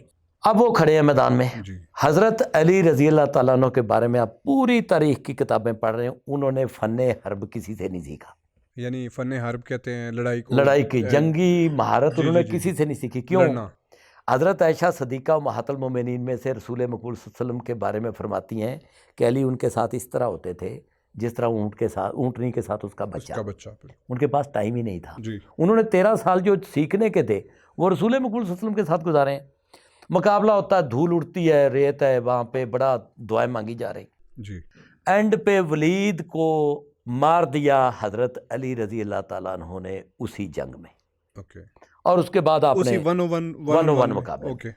اور اس کے بعد حضرت حمزہ رضی اللہ تعالیٰ عنہ یا حضرت علی رضی اللہ تعالیٰ عنہ نے جا کے شیبہ کو بھی مار دیا، اور بڑے سخت زخم آئے حضرت حارث رضی اللہ تعالیٰ عنہ کے بیٹے کو، ان کا نام ابھی مجھے یاد آ جائے گا. جی. ان کو جب ان کو زخم آئے تو ان کو اٹھا کے لے آئے. بعد میں وہ انہی ضربوں کی وجہ سے اللہ کو پیارے ہو. جی جی. وہ بھی بنی ہاشم میں سے. لوگوں کو زیادہ پتہ نہیں ہے، وہ ایک اور صحابی کے ساتھ ان کو مماثلت دے دیتے ہیں. وہ اصل میں حضرت عارث کے بیٹے تھے، جو رسول مقبول صلی اللہ علیہ وسلم کے سکے چچا کا بیٹا تھا. اب ایک آپ نے بھیجا، آپ نے ایک چچا کے بیٹے کو، دوسرا بھیجا دوسرے چچا کے بیٹے کو، تیسرا بھیجا سکے چچا کو. اب جب ولید مرتا ہے اور عتبہ مرتا ہے اور شیبہ مرتا ہے، بنو امیہ کے تینوں سردار ہیں اور بہت نامور سردار ہیں. جب وہاں پہ ان کے گھروں میں کوہرام مچتا ہے تو گالیاں کس کو دی جاتی؟ بنو ہاشم. بنو ہاشم کو. اور بنو ہاشم کی قیادت کس کے ہاتھ میں ہے؟ رسول مقبول صلی اللہ علیہ وسلم کے تو بیٹے اللہ کو پیارے ہو گئے. کیونکہ وہ لوگ تو اسلام اور کفر کی لڑائی نہیں نا سمجھتے نشانہ تھے، ہی. وہ تو ابھی بھی خاندانی لڑائی ہی سمجھتے تھے. ہاں جی، ٹھیک خاندانی. ہے بھائی، کیونکہ ہم وہ بنو امیہ میں سے، آگے سے 3 کون لوگ آئے ہیں؟ بنو ہاشم میں سے. بنو ہاشم میں سے. اس کے بعد آپ آگے چلے جائیں. ابو طالب پہلے کون کھڑا ہے رسول مقبول صلی اللہ علیہ وسلم کے آگے؟ ابو طالب. اب کون کھڑا ہے؟ حضرت ابو علی. طالب کے بچے جی جی جی یا ابو طالب کے بھائی جی کہہ لیں. احد آ گیا. جی. احد میں شہید ہو گیا حضرت حمزہ حضرت رضی اللہ حمزہ تعالیٰ شہید عنہ. ہو گئے. شہید ہو گئے. جی. جب شہید ہو گئے تو ان کی لاش کے ساتھ کس نے کچھ کیا؟ بنو امیہ نے کیا نا. جی جی جی جو بھی کیا بنو امیہ نے کیا. جی جی. مطلب یہ تو فیکٹ ہے نا کہ حضرت ابو سفیان، یہ تو انہی کی کتابوں میں لکھا ہے نا. ابو سفیان کی بیوی، اس کے بعد جو میں نے کہا کلیئر کرتے جائیں نا. ہاں، حضرت ابو سفیان کی رضی بیوی اللہ نے، ہندا نے. ہاں جی، کیونکہ اس کا بھائی تھا ولید، اس کا باپ تھا تو عتبہ. وہ ابھی بھی اسی وہی خاندانی دشمنی نکل رہی. جب اس نے کہا اپنے حبشی کو، ملازم کو جب کہا کہ مارنے، اس نے علی اور حمزہ دونوں کا کہا ہے، ایک کا نہیں کہا. یہ بھی نوٹ کر لیں. اس نے کہا یا علی کو شہید کرو، کیونکہ وہ تو حضرت علی نہیں کہتی تھی، یا حمزہ کو شہید کرو، وہ تو شہید بھی نہیں کہتی تھی، وہ تو کہتی تھی مارو ان کو. تو وہ کہتا ہے میرا داؤ نہیں بھر سکا علی کے اوپر، کیونکہ علی بالکل ینگ تھے. اب ہو گیا، عمر ہو گیا آپ کی 25-26 سال، اور انہوں نے حضرت حمزہ رضی اللہ عنہ، حضرت حمزہ کے اوپر داؤ چل گیا، پہلوان تھے، ان کو انہوں نے مارا. اس کے بعد ابو جو جنگ احد ہوئی ہے، اس میں سالار کون تھا؟ حضرت ابو سفیان رضی اللہ تعالیٰ عنہ. ان کی طرف سے، ان کی طرف سے. ادھر سے کون تھا جھنڈا کس کے ہاتھ میں؟ کس کے ہاتھ میں؟ حضرت علی رضی اللہ تعالیٰ. اوکے ٹھیک ہے. اس کے بعد خندق آ گئی. جی خندق میں اپنا وہ آ جاتے. سالار کون ہے؟ ان کی طرف سے ابو سفیان رضی اللہ. اچھا ابھی بھی ان کی طرف سے ابو سفیان. ابو سفیان. ادھر سے کون ہے؟ اب آ جائیں ادھر سے کہ کون ہے؟ عبد الود. میں اب آپ کو بتاتا ہوں، حضرت علی کے پاس کمان تھی نا ایک دستے کی، لیکن خندق ہے، لڑائی نہیں ہو رہی. اوکے خندق ہے بیچ میں، لڑائی نہیں ہو رہی، ڈیفینسو وار ہو رہی. ڈیفنسو وار ہو رہی. جی اب آ جائیں کہ عبد الود جو ایک نامور پہلوان تھا مدینے کا، مکے کا، عرب کا شاہ سوار بہت بڑا، جس کا وہ کہتے ہیں کہ 1000 بندہ بھی اس کے ساتھ لڑ نہیں سکتا تھا. جی جی چلے وہ تو میں کہتا ہوں مبالغہ آمیزی ہے، مبالغہ آپ آمیز. 10 کہہ لیں، آپ 5 کہہ لیں. جی اب وہ گھوڑے کو ایڑ لگائی اور وہ اس نے کراس کر لی وہ خندق، وہ عبور کر کے آ گیا. اب وہ وہی رجت پڑتا ہوا 1 to 1 مقابلے کی ان کو للکارتا اور وہ دعوت دیتا کہ آؤ بھائی میرے مقابلے. ذرا کوئی کتاب مسلمانوں کی اٹھا کے دیکھ لیں، کون جاتا ہے؟ حضرت علی. حضرت علی رضی اللہ تعالیٰ اٹھے، جی رسول مقبول صلی اللہ علیہ وسلم نے بٹھا دیا، اچھا اور کوئی نہیں اٹھا. اوکے پھر میں کہہ رہا ہوں صحابہ کو اپنی جان کا مسئلہ نہیں جی تھا. جی بالکل ٹھیک ہے. ان کا مسئلہ یہ تھا کہ بھئی جو جائے گا مارا جائے گا، مورل ڈی مورلائز ہوں گے، ڈی مورلائزیشن ہوگی، جنگ کا ایک حربہ ہے. ہاں جی، خود وہ بالکل اپنی جان کی ان کو کوئی پرواہ نہیں تھی. کہہ لیں. دوبارہ اس نے جب للکارا، پھر کون اٹھے؟ حضرت علی. پھر کوئی نہیں اٹھا. تیسری بار جب اس نے للکارا تو پھر رسول مقبول صلی اللہ علیہ وسلم نے پرمیشن دی حضرت علی کو. اب گئے. جی اب ذرا اس وقت تک کتنے مسلمان تھے مجھے بتائیں، اور کتنے تھے جو آئے عبد الود کے مقابلے میں؟ آپ نے کہا دشمنی کی وجہ کیا تھی؟ حضرت ابو طالب کے پیچھے ہم کیوں پڑ گئے ہیں؟ بھئی وہ پڑھنا تھا. آ جائیں. آپ گئے، آپ نے وہ اس نے للکارا کہ میں کون ہوں، میں وہ آپ کو پتا 1000 بندوں سے بھی برتر ہوں، میں یہ ہوں، میں وہ ہوں، میں بہت بڑا سردار ہوں جسے شیر بھی کانپتے ہیں. تو اس میں یہ تھا کہ مقابلے کے لیے ضروری ہوتا تھا کہ آپ بھی کچھ. تو آپ نے بھی پھر وہ شعر پڑھے کہ میری ماں نے بھی میرا نام حیدر رکھا ہے. حیدر شعر کو کہتے ہیں، آپ کو میں بتا دوں. بالکل ٹھیک. خیر اس نے کہا تم ابو طالب کے بیٹے ہو. اچھا. جب اس نے عبد الود نے سنا، انہوں نے کہا کاکا تم، انہوں نے تو عربی میں کہا لیکن میں اس کا ترجمہ بتایا. انہوں نے کہا تو ابو طالب کا بیٹا ہے؟ انہوں نے کہا جی. انہوں نے کہا یار تو تے میرا بھتیجا ہے، میں تیرے نال تھوڑا لڑنا آیا. انہوں نے کہا اور کسی بندے نو بھیجو. مطلب اس کو ترس آ رہا ہے کہ بچے نو میں کی مارا یار، مطلب کیونکہ اس کا بہت بڑا قد کاٹ تھا. اور وہ لوگ قد کاٹ میں اس کی شہرت کے حوالے سے کہہ رہا ہوں، اس میں وہ پورے ایرانیوں کو کہتا تھا، کوئی بندہ وہاں پہ بڑے بڑے پہلوان ہوتے تھے، کوئی بندہ میرے ساتھ آ کے 1 to 1 مقابلہ کر لے. اب وہ اس کی یعنی یہ ذہن میں آ رہی یار بچہ ہے نہ کل دیتا، مطلب ہے نہ میرے نال زیادتی کی تھی. آسٹریلیا دی ٹیم دے مقابلے تسی پتوں کی دی ٹیم بھیج دیتی، اس کو یہ لگ رہا تھا، اس کو لگ رہا تھا. لیکن حضرت علی رضی اللہ تعالیٰ عنہ نے سخت ترین باتیں پھر کی اس کو غصہ دلانے کے لیے. بالکل کہ یہ مقابلہ جب کی تو اس نے کہا بیٹا آپ واپس چلے جاؤ، جاؤ میں تمہاری جان بخشی کرتا ہوں. کیونکہ اس کے ذہن میں یہ تھا کہ میرے لیے تو یہ کوئی مسئلہ ہی نہیں ہے. تو آپ نے کہا کہ 3 شرطیں پیش کی کہ یا اسلام قبول کرو یا یہ کرو وہ کرو، جو بھی وہ آپ کو پتا ہے تو ساری تاریخ کی کتابوں میں. تو ڈیفینیٹلی تو اس نے کہا یا اسلام قبول کرو یا واپس چلے جاؤ یا مقابلے کے لیے تیار ہو. تو اس کو بہت غصہ آیا. اس نے کہا تیری ایسی کی تیسی، میں مطلب اپنا تمہیں بچہ سمجھ کے، بھتیجا سمجھ کے واپس بھیج رہا ہوں. تو حضرت علی رضی اللہ تعالیٰ عنہ کے اوپر اس کو بہت غصہ آیا. تو وہ لڑائی شروع ہوگی تو رسول حضرت علی رضی اللہ تعالیٰ نے اس کو ڈیر کر دیا. اب یہاں تک آ جائیں 40 سال کی عمر میں آپ نے نبوت کا اظہار کیا. اس کے بعد آپ آ گئے ہیں 57 سال کی عمر آپ کی ہو گئی ہے، 18 سال ہو گیا. 13 سال مکے میں، 5 سال 5 ہجری میں ہوئی نا خندق. یہاں تک کون آپ کے آگے کھڑا ہے؟ اسی کا میں خلاصہ کر دوں کہ پہلے جو سارے کے سارے سال تھے 13 سال بنتے ہیں نا مکہ کے اندر. ان میں 10 سال عام الحزن تک حضرت ابو طالب، اس میں کسی کا کوئی اعتراض نہیں ہے، بلکہ سارے لوگ یہی بات ایڈمٹ کرتے ہیں. اس کے بعد آ جائیں تو پھر حضرت علی ہر جنگ کے اندر سب سے آگے نظر آتے ہیں، سب سے آگے. ٹھیک ہے. اور ان کی طرف سے کون نظر آتے ہیں؟ بنو امیہ. ہر جنگ میں سب سے آگے جو نظر آتے ہیں وہ بنو امیہ آتے ہیں. اب آ جائیں اس کے بعد کہ حضرت ابو طالب کا وہ خانوادہ ہے. پہلی نسل حضرت ابو طالب 10 سال آگے کھڑے رہے. اس کے بعد دوسری نسل حضرت علی تا زندگی دین کے آگے کھڑے رہے. تیسری نسل حضرت امام حسین اور حضرت امام حسن رضوان اللہ علیہم اجمعین. تو دشمنی کس کے ساتھ ہوگی؟ اب آ جائیں کہ یہ کیا معاملہ ہوا. معاملہ یہ ہوا کہ جب اس کے بعد رسول مقبول صلی اللہ علیہ وسلم جب اللہ کو پیارے ہو گئے، آپ وصال فرما گئے، دنیا سے پردہ کر لیا.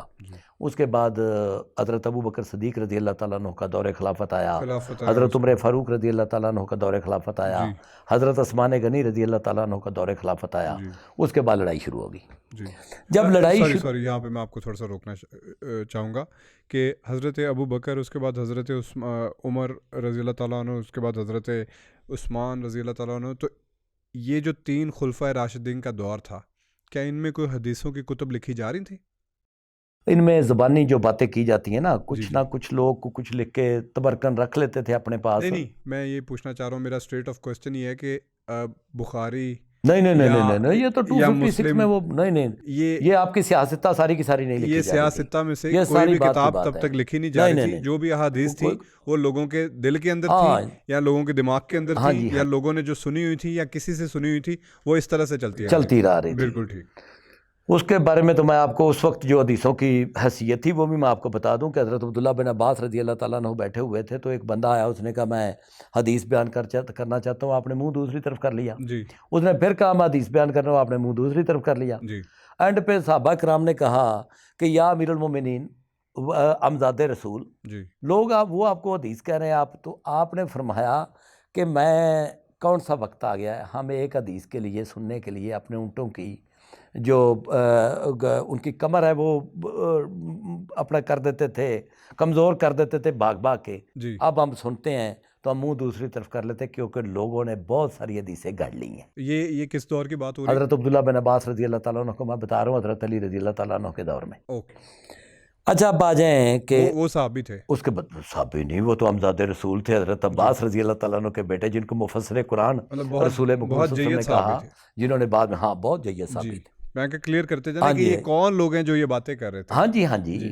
حدیث کی تو آپ ایک ہی بات پہ غور کر لیں نا، مجھے یہ صرف جتنے بھی یہ حدیثوں کے اوپر انسسٹ کرتے ہیں نا کہ لفظ آ گیا تو چھڑنا کوئی نہیں، جی یہ ایک بات پہ مجھے بتا دیں ذرا۔ جی ایک گروہ کی سرخیل ہے امہات المومنین میں سے حضرت عائشہ صدیقہ رضی اللہ تعالیٰ عنہ، وہ کہتی ہیں کہ خدا کا غضب رسول مقبول صلی اللہ علیہ وسلم نے اپنی آنکھوں سے اللہ کو نہیں دیکھا۔ جی دوسری طرف سرخیل ہے حضرت عبداللہ بن عباس جی اور بہت سارے جید صحابی جو کہتے ہیں کہ آنکھوں سے دیکھا، جی تو پھر یہ فیصلہ کریں نا وہاں پہ، بالکل حدیث کرتاس پہ فیصلہ کریں۔ چلیں اس پہ ہم پھر ابھی ہم جو ہے نا حضرت عثمان کے دور میں وہاں پہ پہنچ گئے ہوئے ہیں، حضرت علی رضی اللہ تعالیٰ عنہ کے دور میں آ گئے۔ اچھا آپ اس کو بھی کراس کر گئے؟ ہاں جی چلیں ٹھیک ہے، وہاں سے شروع کرتے ہیں بس ایک چھوٹی سی بریک کے بعد۔ ٹھیک ہے جی تو اب ہم پہنچ گئے ہیں حضرت عثمان رضی اللہ تعالیٰ عنہ کے دور سے نکل کے حضرت علی رضی اللہ تعالیٰ عنہ کے خلافت کے دور پہ، تو اب ہم اس سے آگے کنٹینیو کریں گے۔ حضرت علی رضی اللہ تعالیٰ عنہ کے دور میں آ گئے۔ جی اب یہ ہے ابو طالب رضی اللہ تعالیٰ عنہ کے بیٹے۔ جی اب جنگیں ہوئیں، صفین ہوئی، نہروان ہوئی، جمل ہوئی۔ اب ان کی ڈیٹیل میں ابھی نہیں جا رہا، اگر آپ کبھی اس پہ پروگرام رکھیں گے تو میں بتا دوں گا آپ کو جی اس کے، کیونکہ یہ تو میرا ویسے بھی من پسند موضوع ہے کیونکہ میں ہسٹری کا اسٹوڈنٹ ہوں۔ اب آگے آ جائیں کہ میں ایک فکرے میں اس کو وائنڈ اپ کر دیتا ہوں حضرت ابو طالب رضی اللہ تعالیٰ عنہ کے معاملے کو، کہ حضرت احمد بن حنبل رحمۃ اللہ علیہ تشریف فرما تھے، ان کا بیٹا تھا عبداللہ۔ اس نے کہا کہ ابو جی مجھے سمجھ نہیں آتی کہ یہ جو حضرت علی اور بنو امیہ اور حضرت امیر معاویہ اور یہ سارا معاملہ یہ کیا ہے؟ آپ نے ٹھنڈی سانس لی، آپ مسند احمد میں اس کو دیکھ سکتے ہیں۔ جی آپ نے کہا کہ بیٹا علی کے دشمن بہت تھے لیکن ان میں کوئی خرابی نکال نہیں سکے، جب نکال نہیں سکے تو انہوں نے ان کے مخالفوں کا قد کاٹ بڑھانا شروع کر دیا۔ آپ ہوتے ہیں نا، کوئی ایک پروفیسر نے کہا کہ یہ لکیر ہے، اس کو بغیر مٹائے چھوٹی کرو، جی تو اسٹوڈنٹس نے کہا سر کیسے بغیر مٹائے کیسے چھوٹی کریں؟ اس نے ساتھ ایک بڑی لکیر بنا دی، اس نے کہا یہ دیکھیں بغیر مٹائے چھوٹی ہوگی۔ حضرت ابو طالب رضی اللہ تعالیٰ عنہ کا پورا خانوادہ دین کے اوپر قربان ہو گیا، بے شک، اور جو ان کے ساتھ خاندانی دشمنی رکھتے تھے، میں یہ نہیں کہتا دینی دشمنی رکھتے تھے، میں کسی کی نیت کے اوپر نہیں جا رہا، لیکن خاندانی دشمنی تو تھی نا۔ اگر میرا کسی نے بیٹا مارا ہے تو کبھی بھی میں دل سے نہیں نکال سکتا۔ وہ بالکل کوئی پاکستان پوری دنیا میں مجھے ایک بندہ دکھا دیں جذبات ہے نا کہ جس کے بھائی کو، جس کے باپ کو، جس کے بیٹے کو کسی نے قتل کیا ہو اور وہ اس کے ساتھ گپ شپ لگا رہا ہو. بالکل. مجھے کوئی ایک اور مثال عرب ایسی معاشرہ دکھا دے. تو چلتا ہی ان خاندانی سسٹم کے اوپر تھا. ہاں خاندانی وہ سسٹم تو کے اوپر دشمنیاں چلتی تھی 10 نسلیں صدیوں چلتی تک وہ تھی. دشمنیاں ان کی چلتی جی، تھیں. تو وہ تو کہتے تھے کہ ہم دشمن کی کھوپڑی سے بھی جا کے بدلا لیتے ہیں. تو آپ اس معاشرے میں آپ دیکھیں کتنی گہری دشمنی ہوگی. جی اس کی وجہ سے پھر بہت سارا مواد ان کے خلاف موضوع کیا گیا، جی یعنی تحریر میں لایا گیا، ان کی چیزیں بنوائی گئیں، ان کے اوپر بہت سارے لوگوں کو جمع کیا گیا. جی یہ معاملات ہوئے. بالکل ٹھیک.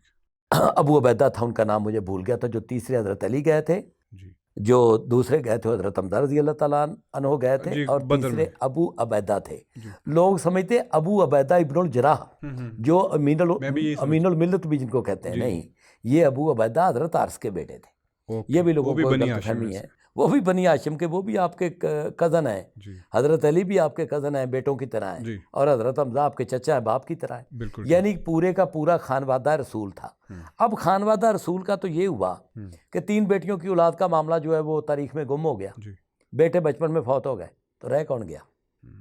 رہ ہی حضرت علی کی اولاد گئی. جی حضرت علی رہ گئے.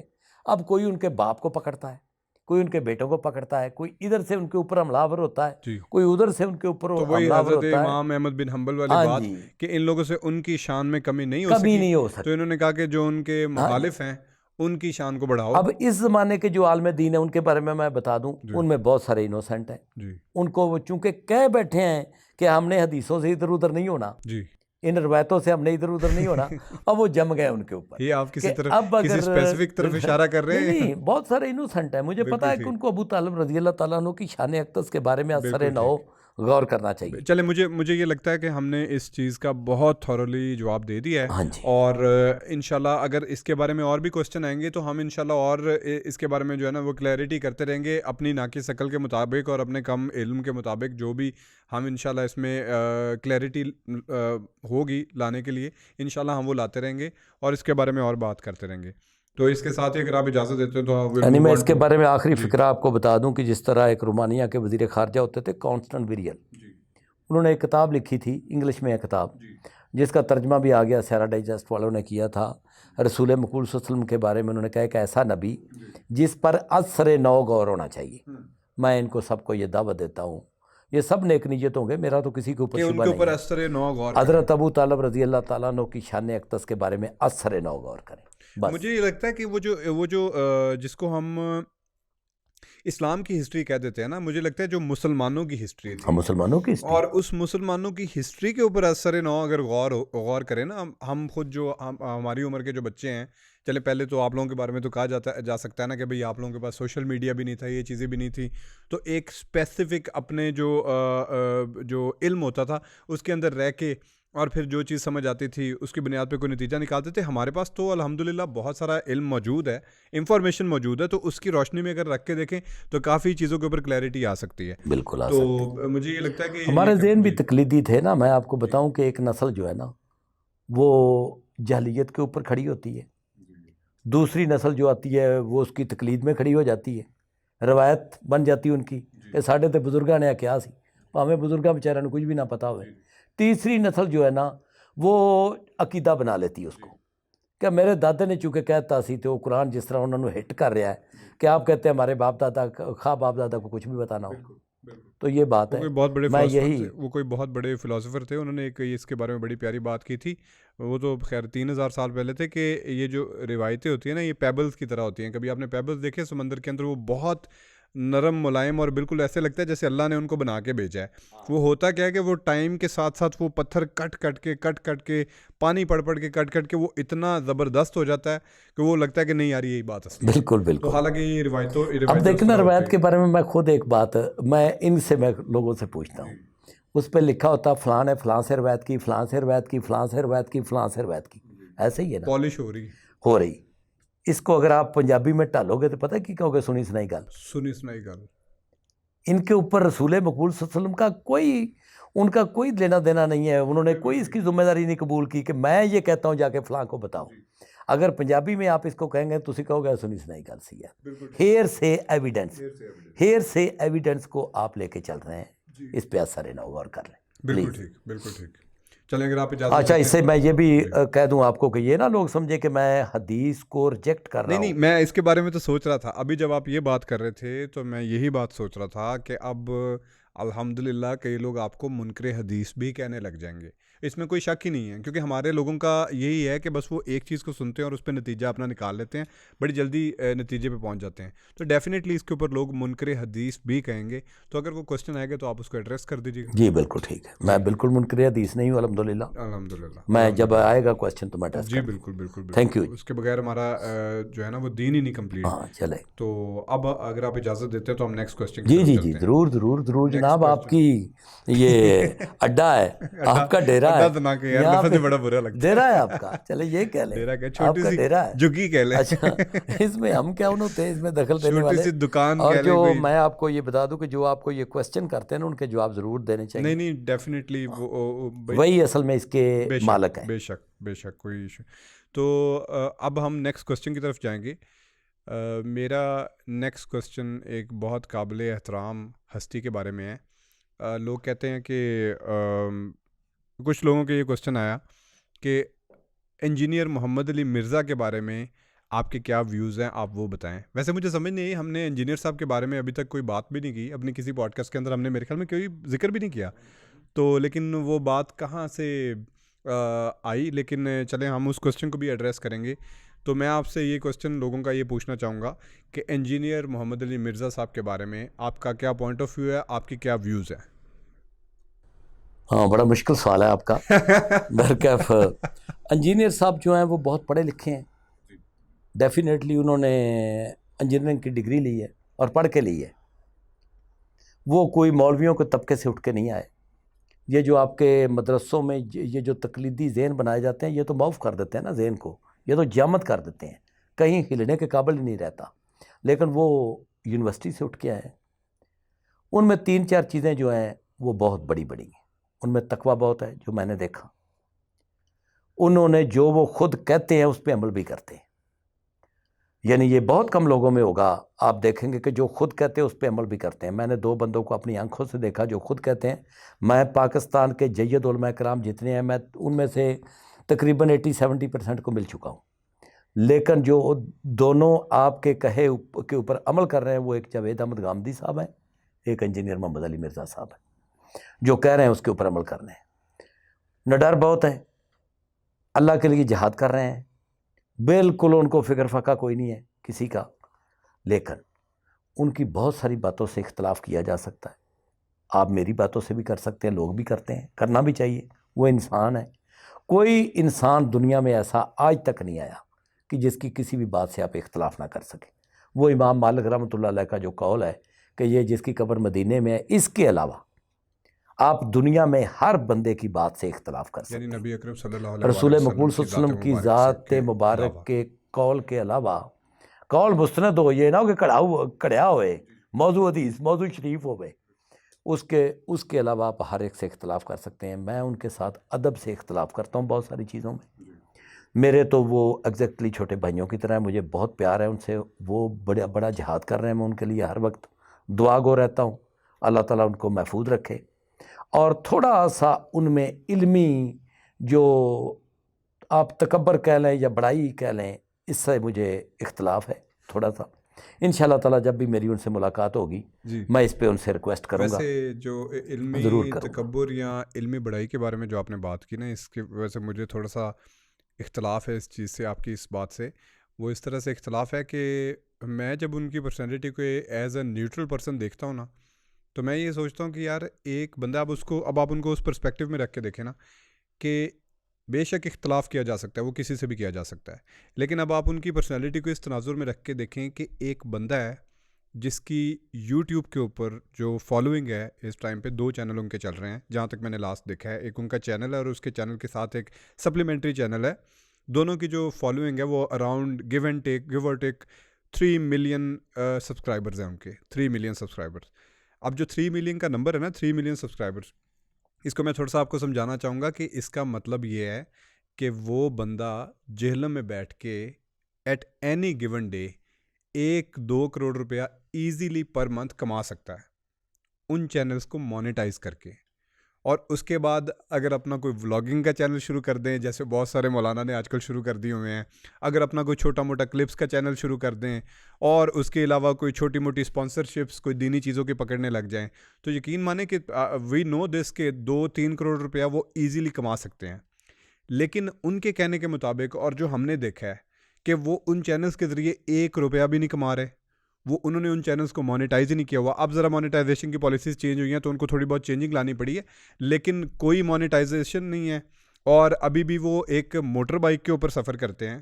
یار اب کون سے عالم کے بارے میں یہ امیجن کر سکتے ہیں ہمارے دور کے اندر کہ جو ایک موٹر سائیکل کے اوپر سفر کرتا ہو؟ مولانا تو کروزر سے نیچے گاڑی پہ اترتے ہی نہیں ہیں، تو وہ ایک موٹر سائیکل کے اوپر سفر کر رہے ہیں. میں نے خود اکیڈمی جا کے دیکھا ہے، جو اکیڈمی کی جو سادگی کا جو معیار ہے، وہاں پہ جو ان کی سادگی کا جو معیار ہے، ہم نے تو اس کا بیہائنڈ دا سین دیکھا ہوا ہے نا، جو ان کی سادگی کا معیار ہے. اور اس کے بعد آپ دیکھیں کہ وہ بھی ایک انسان ہی ہے نا، آخر کار تو ایک انسان ہی ہے. کبھی کبھی جب گھر جاتے ہوں گے، ان کی بھی گھر پہ بیوی ہوں گی، ان کے بھی بچے ہوں گے، کبھی وہ بھی سوچتے ہوں گے کہ یار بڑے بڑے مولوی ہیں، ہمارے والد کے لیول کے مولوی ہیں، وہ لوگ بڑی بڑی گاڑیوں میں گھوم رہے ہیں، ان کے گھر کے اوپر ہر ٹائم گفٹس آ رہے ہیں، اور وہ لوگ تو جناب بڑے اچھے ماحول کے اندر بڑے شاہانہ زندگی گزار رہے ہیں. تو پھر ہمارے باپ کو کیا تکلیف ہے کہ اس نے ہمیں سادگی میں رہنے پہ مجبور کیا ہوا ہے، اور ہمارا اس چیز میں کیا قصور ہے؟ تو جب میں ان کے اس پہلو کو دیکھتا ہوں نا کہ وہ دین کو یوز کر کے پیسے نہیں کما رہے، اور یہ جو فخر کا جو عالم ہے، جب دین کو آپ یوز ہی نہیں کر رہے، آپ دین کو صرف دیکھیں، ہر مولوی کہتا ہے کہ میں دین کی تعلیم یہاں بیٹھ کے دے رہا ہوں، لیکن میں یہ کہتا ہوں کہ پیرامیٹر یہ ہونا چاہیے کہ دین سے پیسے کون کما رہا ہے؟ کیا وہ دین سے کوئی پیسے کما رہے ہیں؟ کیا اس کی طرف سے ان کو کوئی مانیٹری فنڈز آ رہے ہیں؟ کیونکہ at the end of the day وہی میٹر کرتا ہے. اگر تو آپ کو کوئی مانیٹری فنڈ آ رہا ہے، اگر اس کی وجہ سے آپ کو کوئی اس قسم کا فائدہ آ رہا ہے، تو پھر تو ڈیفینیٹلی آپ اس سے کوئی نہ کوئی فائدہ لے رہے ہیں. لیکن اگر آپ وہ بھی فائدہ نہیں لے رہے، اور آپ کے بچے بھی اسی طرح کی ایک سادہ لو زندگی گزار رہے ہیں، آپ خود بھی اس طرح کی ایک سادہ زندگی گزار رہے ہیں، آپ بڑی مشکل سے اپنا گھر چلا رہے ہیں، ڈیفینیٹلی مشکل سے چلاتے ہوں گے جب کام بھی اس طرح کا ہے، اور سارا ٹائم ان کا دین کی تبلیغ میں گزر جاتا ہے. تو میں یہ سمجھتا ہوں کہ یہ جب سارے پہلوؤں کو آپ نظر میں رکھ کے دیکھتے ہیں نا، تو جو ان کی طبیعت کے اندر وہ جس کو جلال آپ کہتے ہیں نا، جلال، جیسے ڈاکٹر اسرار کی طبیعت کے اندر ایک جلال تھا، اب وہ جلال کے پیچھے کچھ محرکات ہیں کہ آپ ڈاکٹر اسرار کی جو زندگی ہے اس کو ذرا پڑھ کے دیکھیں، ان کا اس کا مطالعہ کر کے دیکھیں. جی نہیں آپ یہ دیکھیں کہ وہ جو ایک کمرہ تھا، وہ ایک کمرے کے اندر انہوں نے اپنی ساری زندگی گزاری ہے، اور اس کمرے کی سادگی کا جو لیول تھا، ایک چھوٹا سا سنگل بیڈ سائڈ کے اوپر لگا ہوا ہے، ایک سائڈ پہ کتابیں پڑھی ہوئی ہیں، ایک اے سی لگا ہوا ہے، اور اسی کے اندر انہوں نے بیٹھ کے زندگی گزارنی. ایک سادہ گاڑی رکھی ہوئی ہے. زندگی ان کی شروع ہوتی تھی دین پہ اور ختم ہوتی تھی دین پہ. ساری زندگی انہوں نے دین کی ترویج و اشاعت کے اندر، قرآن کی ترویج و اشاعت کے اندر لگا دی. تو پھر ان کی طبیعت کے اندر وہ غصہ تھا جو انجینئر صاحب کی طبیعت کے اندر پایا جاتا ہے. مجھے یہ لگتا ہے کہ وہ جسٹیفائی ہو جاتا ہے جب آپ اس طرح کی زندگی گزار رہے ہوتے ہیں کہ بھائی آپ ان مولویوں کو سن رہے ہو تو ہم لوگوں کا ذرا بیہائنڈ دا سین آ کے تو دیکھو کہ ہم بیہائنڈ دا سین کس طرح کے ہیں، اور یہ مولوی بیہائنڈ دا سین کس طرح کے ہیں. ان لوگوں کی چندہ بکس ہیں، ان کی کوئی چندہ بک بھی نہیں ہے، نہ کوئی چندہ بک ہے، نہ کوئی مسجد ہے. ایک وہ جو اکیڈمی ہے، انہوں نے اکیڈمی کو بھی مسجد کا نام نہیں دیا. یہ بھی بڑی سوچنے والی بات ہے کہ اکیڈمی کو انہوں نے اکیڈمی کا نام دیا ہے، مسجد نہیں کہا انہوں نے، کیونکہ اگر وہ مسجد کہہ دیتے تو کل کو کوئی اس کو چلا سکتا تھا. اب اکیڈمی کو کیا چلائے گا بھائی؟ اچھا، کوئی فرقہ نہیں دیا، کوئی کسی قسم کا مذہب انٹروڈیوس نہیں کرایا، کوئی نئی فکر انٹروڈیوس نہیں کروائی. انہی کی کتابیں پکڑ کے، انہی کی کتابوں کے اندر سے چیزیں نکال کے، اور انہی کو جو ہے نا وہ جواب دے دیا ہے اس کے. اچھا، اگلی بات، 5 قاتلانہ حملے پروبیبلی ہو چکے ہیں. یار ایک بندے کے اوپر 5 قاتلانہ حملے ہو چکے ہیں، اور وہ بندہ بغیر کسی گارڈ کے گھومتا ہے. یہاں پہ لوگوں کو فون پہ دھمکی آ جانا کہ اپنا جو ہے نا آفدہ صاحب کر لیں، تو وہ یہاں پہ پیچھے گارڈ لگا کے گھومنے لگ جاتے ہیں. اپنے آفس کے باہر لوگوں کو میں نے گارڈ کھڑے کرتے ہوئے دیکھا ہے، اپنے گھروں کے اندر 100 گارڈ رکھتے ہوئے دیکھا ہے. کوئی گارڈ نہیں لے کے گھوم رہے، وہی سادہ سی زندگی ہے. نام ہے وابی، نام ہے بابی، میں ہوں مسلم علمی کتابی. تو یار یہ جب آپ ان کی زندگی کے اسپیکٹ دیکھتے ہیں نا، تو پھر آپ کو ان چیزوں کی سمجھ آتی ہے کہ ان کی طبیعت کے اندر وہ جلال کیوں ہیں. تو میں اس بات پہ ان کو ڈیفینڈ کروں گا کہ بھائی وہ کہتے ہیں نا، وہ ایک شعر مجھے یاد آتا ہے علامہ اقبال کا، غیرت ہے بڑی چیز جہانے تگو دو میں، پہناتی ہے درویش کو تاج سردار. اوہ کیا بات، یہ انجینئر صاحب کے اوپر فٹ ہوتا ہے، بالکل فٹ ہوتا ہے. بہت بڑا ہے. میں ان کے بارے میں 1-2 باتیں اور آپ کو بتانا چاہتا ہوں. میں ان کا بہت پرانا اسٹوڈنٹ ہوں، میں ان کی چیزیں پڑھتا ہوں. اچھا، مجھے اچھے لگتے ہیں. پھر میں گیا، میں نے ان سے اجازت لی، میں ان کو ملا ہوں. ان میں جو ایک اور اس سے بھی بڑی بات ہے، جتنے لوگ ہیں نا یہ پرائیویٹ جب لوگوں سے ملتے ہیں نا تو ان کے کوئی پیسے پوسے اگر کوئی دے تو لے لیتے ہیں، انجینئر صاحب نہیں لیتے، میں یہ آپ کو بتا دوں، نہ وہ لوگوں سے پیسے لیتے ہیں، اگر وہ چاہیں تو ان کو گاڑیاں، پیسے، یہ ساری کچھ آ چیزیں سکتا ہے، ان کے ایک ہاتھوں کی بالکل میل ہے، ہاتھوں کی میل ہے۔ بالکل ایسی ہے، ان کا جو میں ایگری کرتا ہوں آپ سے کہ ان کے جلال کو بھی جسٹیفائی ہمیں کیا جا سکتا ہے، جسٹیفائی کیا جا سکتا ہے، بالکل جی ٹھیک ہے، دیکھیں نا وہ کس فقر کے کیونکہ اندر وہ زندگی جس گزار فقر رہے کے ہیں۔ اندر۔ اب میں آپ کے بارے میں ایک چھوٹی سی، میں ان کے بارے میں آپ کو ایک اینیکڈوٹ دینا چاہوں گا، یہ گرمیوں میں بھی اپنے کمرے میں اے سی نہیں چلاتے، ٹھیک ہے، جب یہ گرمیوں میں بھی اپنے کمرے میں اے سی نہیں چلاتے تو پھر یہ اپنے بچوں کو تنگ کرتے ہیں کہ بھئی تم لوگ کیوں یہ جو ہے نا وہ تھوڑی بہت بھی جو اپنے خواہشات جو بندہ اتنی ریجڈ زندگی گزارتا ہے نا اس کو پھر عادت ہو جاتی ہے، اور وہ اس کا دل کرتا ہے کہ میرے آس پاس کے جو لوگ ہیں، اگر وہ آس پاس کے لوگوں کو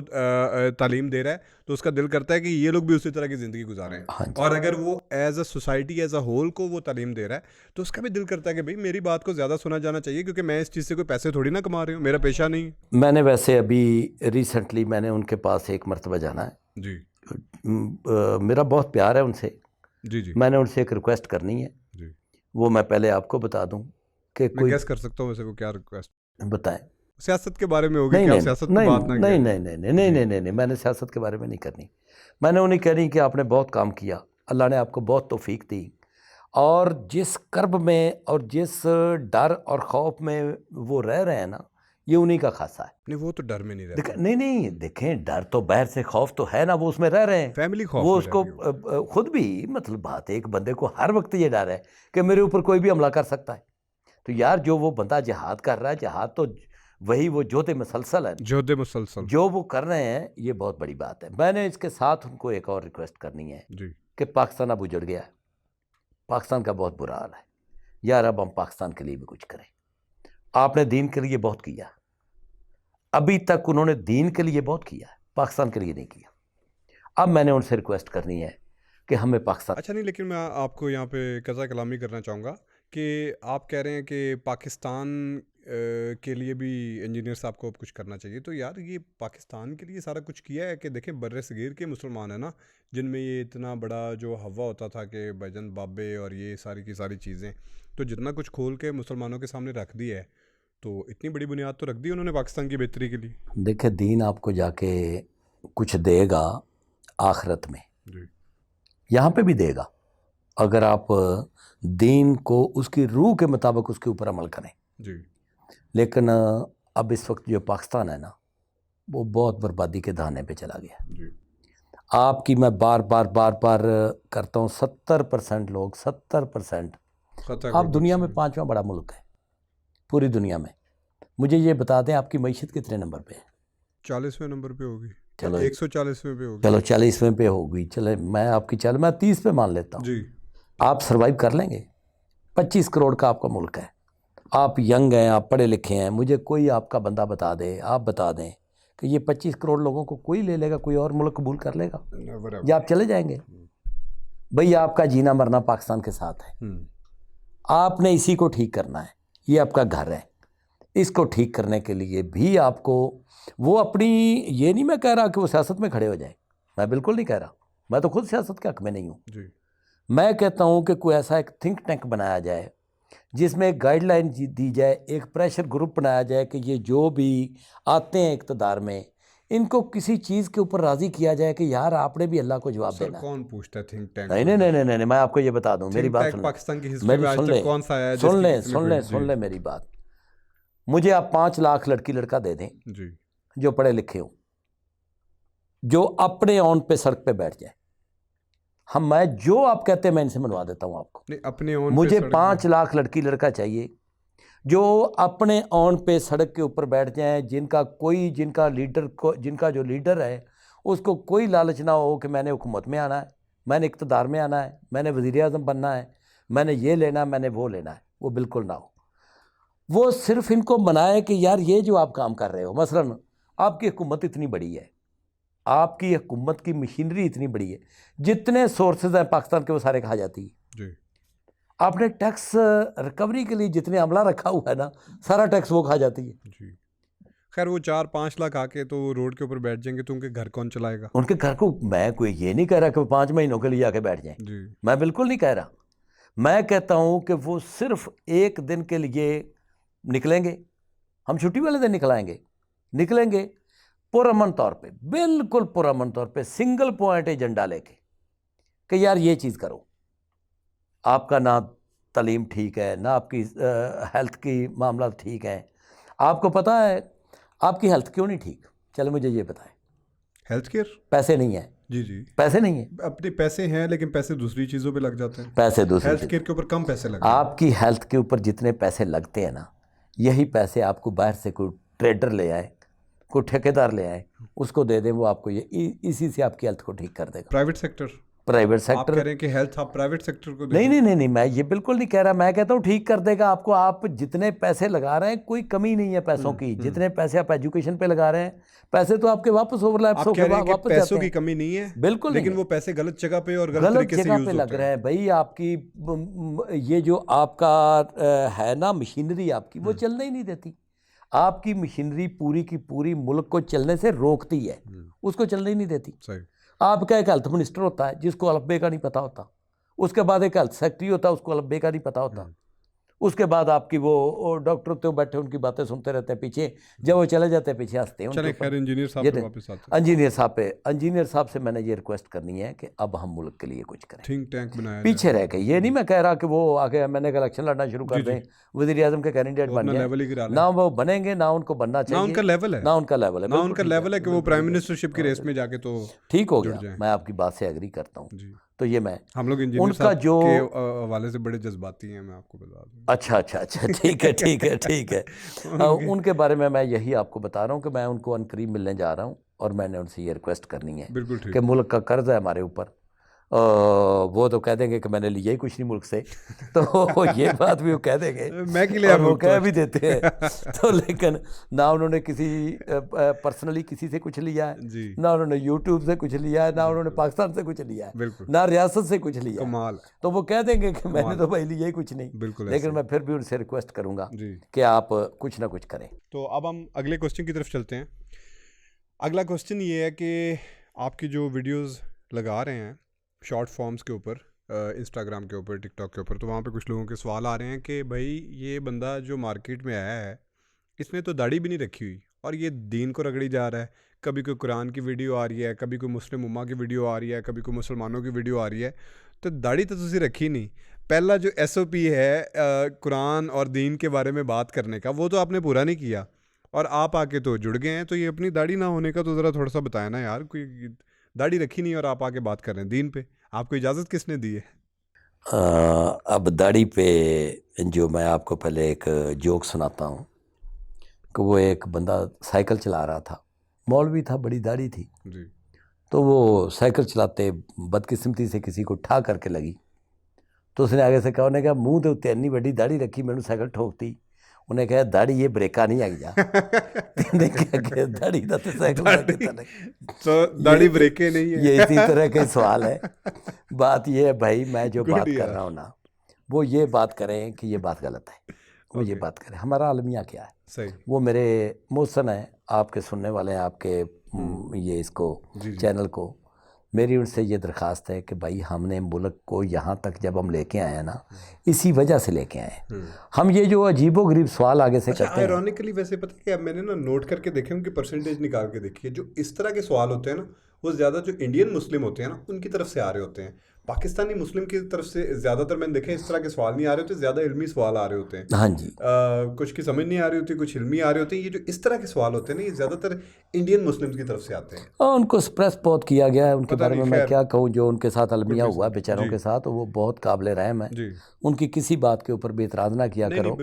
ان کو آپ چھوڑ کے بھاگ آئے اور آپ نے آ کے عافیت ڈھونڈ لی یہاں پہ. عافیت تو خیر آپ کو بھی نہ ملی، یہاں پہ آ کے بھی نہ ملی. لیکن وہ کہتے ہیں کہ اب تو گھبرا کے کہتے ہیں مر جائیں گے. مر کے بھی چین نہ پایا تو کدھر جائیں گے. اس وقت تو آپ نے کہا کہ ہم بھاگ کے پاکستان میں پناہ لیتے ہیں، نہ ملی. لیکن وہ بیچارے بہت مظلوم ہیں، وہ بہت مظلوم ہیں بیچارے. لیکن میں ان کو ان کی میں اس کے لیے تسلی کے لیے میں تھوڑی سی گزارش کر دیتا ہوں کہ دین 4 چیزوں کا نام ہے. نمبر 1 عبادات، نماز، روزہ، حج، زکوٰۃ. جی اب اگر یہ اللہ اس کو ڈیفائن نہ کرتا، اس کو لمٹڈ نہ کر دیتا، تو ایک بندہ کہتا میں نے تو 100 نماز پڑھنی ہے، ایک کہتا میں نے 2 پڑھنی ہے، ایک کہتا میں نے پڑھنی ہی نہیں. اللہ نے اس کو پوری طرح بتا دیا، ڈیفائن کر دیا کہ یہ اتنی نمازیں آپ نے پڑھنی ہیں. اس کے بعد آ جائے روزہ، اگر سفر میں نہیں ہے، بیمار نہیں ہے تو روزے رکھیں گے، اگر ہیں تو بعد میں رکھ لیں گے، وہ بھی 1 مہینے کے. ان کا بھی پرپز ہے، نماز کا بھی پرپز ہے. اس کے بعد آ جائیں زکوٰۃ. آپ کے پاس پیسے ہیں تو لوگوں کا حق ہے. یہ نہیں ہے کہ آپ کے اوپر، یہ کہتے ہیں آپ کے اوپر فرض ہے، میں کہتا ہوں لوگوں کا حق ہے. فرض اسی لیے ہے کہ لوگوں کا حق ہے. آپ اگر نہیں دے رہے تو لوگوں کا حق مار رہے ہیں آپ. بالکل ٹھیک. اچھا آپ حرام کی روزی کھا رہے ہیں کیونکہ آپ نے لوگوں کا حق ہے جو دبایا ہوا ہے. اس کے بعد زندگی میں ایک حج ہے جو آپ نے کرنا، وہ آپ کو پتہ ہے کہ بہت بڑی عبادت ہے. جی اب مجھے یہ بتا دیں، اس کے بعد یہ عبادت کے بعد آتا ہے آپ کی جو پیوریفیکیشن ہے، اللہ کو چاہیے، تزکیہ چاہیے، جو تطہیر چاہیے، وہ ہے تطہیر بدن.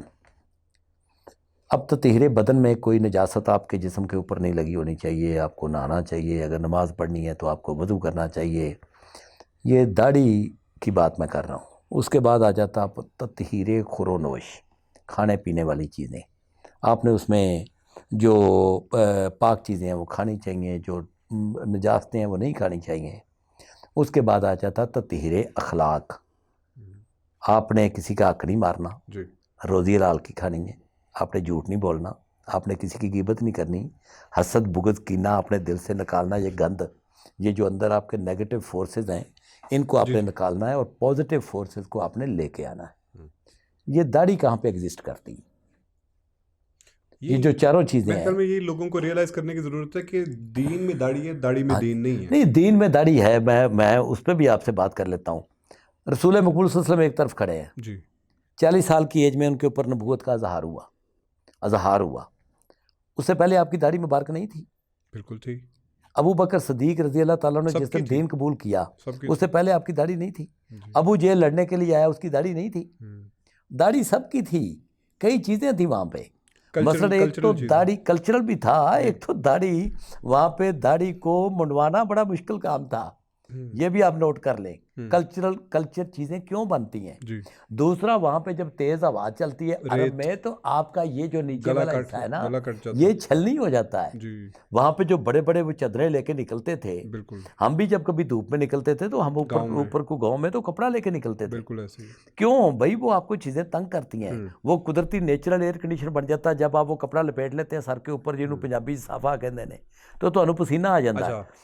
وہ جب ان کا وہ چھلنی ہو جاتی، کلچرل چیز بھی تھی. ہاں جی، یہ بھی آپ نوٹ کر لیں. تو کیا داڑھی کا ثواب نہیں ہے؟ نہیں، دیکھیں، اگر آپ نے اس نیت سے رکھی ہے کہ رسول مقبول صلی اللہ علیہ وسلم کی داڑھی مبارک تھی، سنت تھی ان کی، تو آپ رکھ لیں.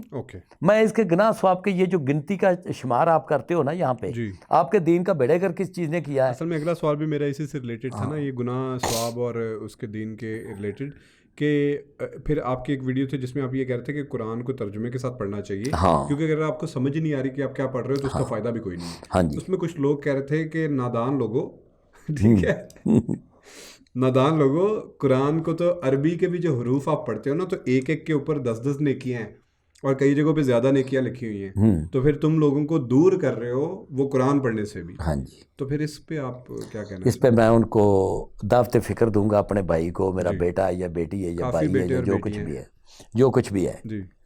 سورہ فرقان کھولیں، 25 نمبر پہ ہے وہ سورت، 24 پہ سورہ نور ہے اور اس کے اگلی وہ ہے. اس کی آیت نمبر 25 پہ جائیں. 25 سے ایک مضمون شروع ہوتا ہے کہ ظالم اپنا ہاتھ چبائے گا، اور 30 پہ جا کے اس کا کلائمیکس ہے کہ رسول مقبول صلی اللہ علیہ وسلم اٹھیں گے اور وہ فرمائیں گے کہ یا باری تعالیٰ، انہوں نے میرے بعد قرآن کو چھوڑ دیا. قرآن کو آپ نے سمجھنا ہے، قرآن پہ آپ نے عمل کرنا ہے. مجھے یہ بتائیں کہ دنیا میں کوئی ایک کتاب کا نام لے دیں، کسی اس کا ایک ناول کا نام لے دیں جس کو لوگوں کو سمجھ نہ آ رہی ہو لیکن لوگ اس کو پڑھ رہے ہوں. کوئی ایک کتاب پوری دنیا میں اس مظلوم کتاب کے علاوہ جس کا نام قرآن پاک ہے. اچھا، آپ ایک گورے کو بتائیں کہ یار دین قبول کر لو، وہ کہے گا کیا ہے آپ کے پاس، کتاب کیا ہے آپ کے پاس؟ جو سب سے اسٹرانگ چیز ہے وہ ون اینڈ اونلی ون ہے قرآن پاک. قرآن وہ فرقان. کہے گا تمہیں آتا ہے تو تم کہو گے مجھے تو نہیں آتا، میں خالی عربی پڑھ لیتا ہوں. وہ ہنسنا نہیں شروع کر دے گا. تمہیں کیا کہے گا؟ جوک کرے گا. کیا کہے گا تمہیں کہے گا یار بہت ہی کچھ جاہل آدمی میں ہے. کہوں گا اسے پڑھنے سے بھی، عربی پڑھنے سے بھی ثواب ملتا اچھا ہے. اس کو عربی کو یہ آپ غیر مسلم کو سمجھا لیں گے اور کوئی ثواب نہیں ملتا. یہ آپ کے مولویوں نے بنایا ہوا ہے. میں آپ کو بتاؤں یہ انہوں نے اس لیے بنایا ہوا ہے کہ یہ بدقسمت قوم قرآن کو سمجھ نہ لے. جس دن میں آپ کو بتاؤں، جس دن یہ قوم قرآن کو سمجھ گئی، جس دن اس نے قرآن کو سمجھنے کے لیے پڑھنا شروع کر دیا، اس دن یہ آپ کے پیر فارغ ہو جائیں گے، آپ کے مولوی فارغ ہو جائیں گے، آپ کے حکمران فارغ ہو جائیں گے. آپ کے یہ جو اشرافیہ ہے نا آپ کا، جس نے اشرافیہ نے کیپچر مٹھی کیا. میں لیا ہوا ہے، اشرافیہ نے کیپچر کیا ہوا ہے، یہ فارغ ہو جائیں گے. آپ کے لوگ آزاد ہو جائیں گے.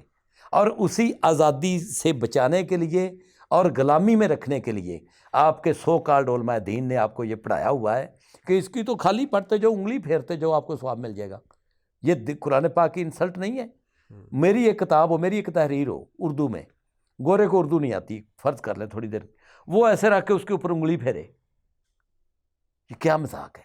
ایک طرف ہم اسلام کو کہتے ہیں دین ہم فطرت، کریٹیکل اور انالیسس دوسری کبھی طرف کسی چیز کا ہم نے کیا ہی نہیں ہے. جی ہم دماغ کا استعمال کرتے ہی نہیں ہیں. میں آپ کو سچی بات بتاؤں، مجھے یہ بڑے گلے سے کہہ رہا ہوں، ہم دماغ کا استعمال کبھی ہم نے کیا ہی نہیں ہے. میں کسی زمانے میں نا اسٹوڈنٹ ہوتا تھا یونیورسٹی میں، تو میرے جو ارد گرد لوگ تھے وہ مجھے بڑا کوئی ارسطو، کوئی لقمان سمجھتے تھے. اب میری بدقسمتی کہ میں وہاں پہ بونگیاں مارتا تھا ان کے پاس بیٹھ کے. اب جناب پیریڈ خالی ہوا تو لان میں بیٹھ کے، اور میں وہاں پہ جناب ان کے سامنے بڑا ہوا کو بہت بڑا دانشور، اور میری گفتگو ہو رہی، لوگ سن رہے ہیں. ایک دن میں نے باتوں باتوں میں نے ایک بونگی، بڑی بونگی مار دی. میں نے کہا کہ ہیر دا جڑا پیو سی نا، وہ ہیر وارث شاہ، ہیر رانجھا ایک لوک داستان ہے پنجابی کی. جی اچھا اب لوگوں کو وہ پنجابی مر گئی اور لوگوں کو پنجابی بھی بھول گئی. بالکل. اب اس کو امر کر دیا پیر وارث شاہ نے، اس کے اوپر منظوم قصہ بنا کے. جی اب اس کے اوپر بات کر رہے تھے تو باتیں کرتے، میں نے کہا 1.25 لاکھ کانجن سی ہیر دے ایدا مزہ تو پنجابی چاہے گا. جی جی جی. تو مجھے ایک لڑکے کا نام تھا رفاقت، پتہ نہیں ابھی کہیں سن رہا ہوگا. وہ میرا بڑا موتقد تھا. اس نے مجھے کہا کہ میں نے اکیلے میں آپ سے بات کرنی ہے. میں نے کہا کیا؟ اس نے کہا دیکھیں یہ جتنے لوگ ہیں نا، یہ لڑکے اور لڑکیاں یا جو بھی، یہ آپ کو بڑا دانشور سمجھتے ہیں. آپ نے کل اتنی بڑی بونگی ماری ہے. جی. آپ نے کہا 1.25 لاکھ کانجن. میں نے کہا کون سی بونگی؟ اس نے کہا 1.25 لاکھ ایک کانجن کہتے ہیں کنویں کو.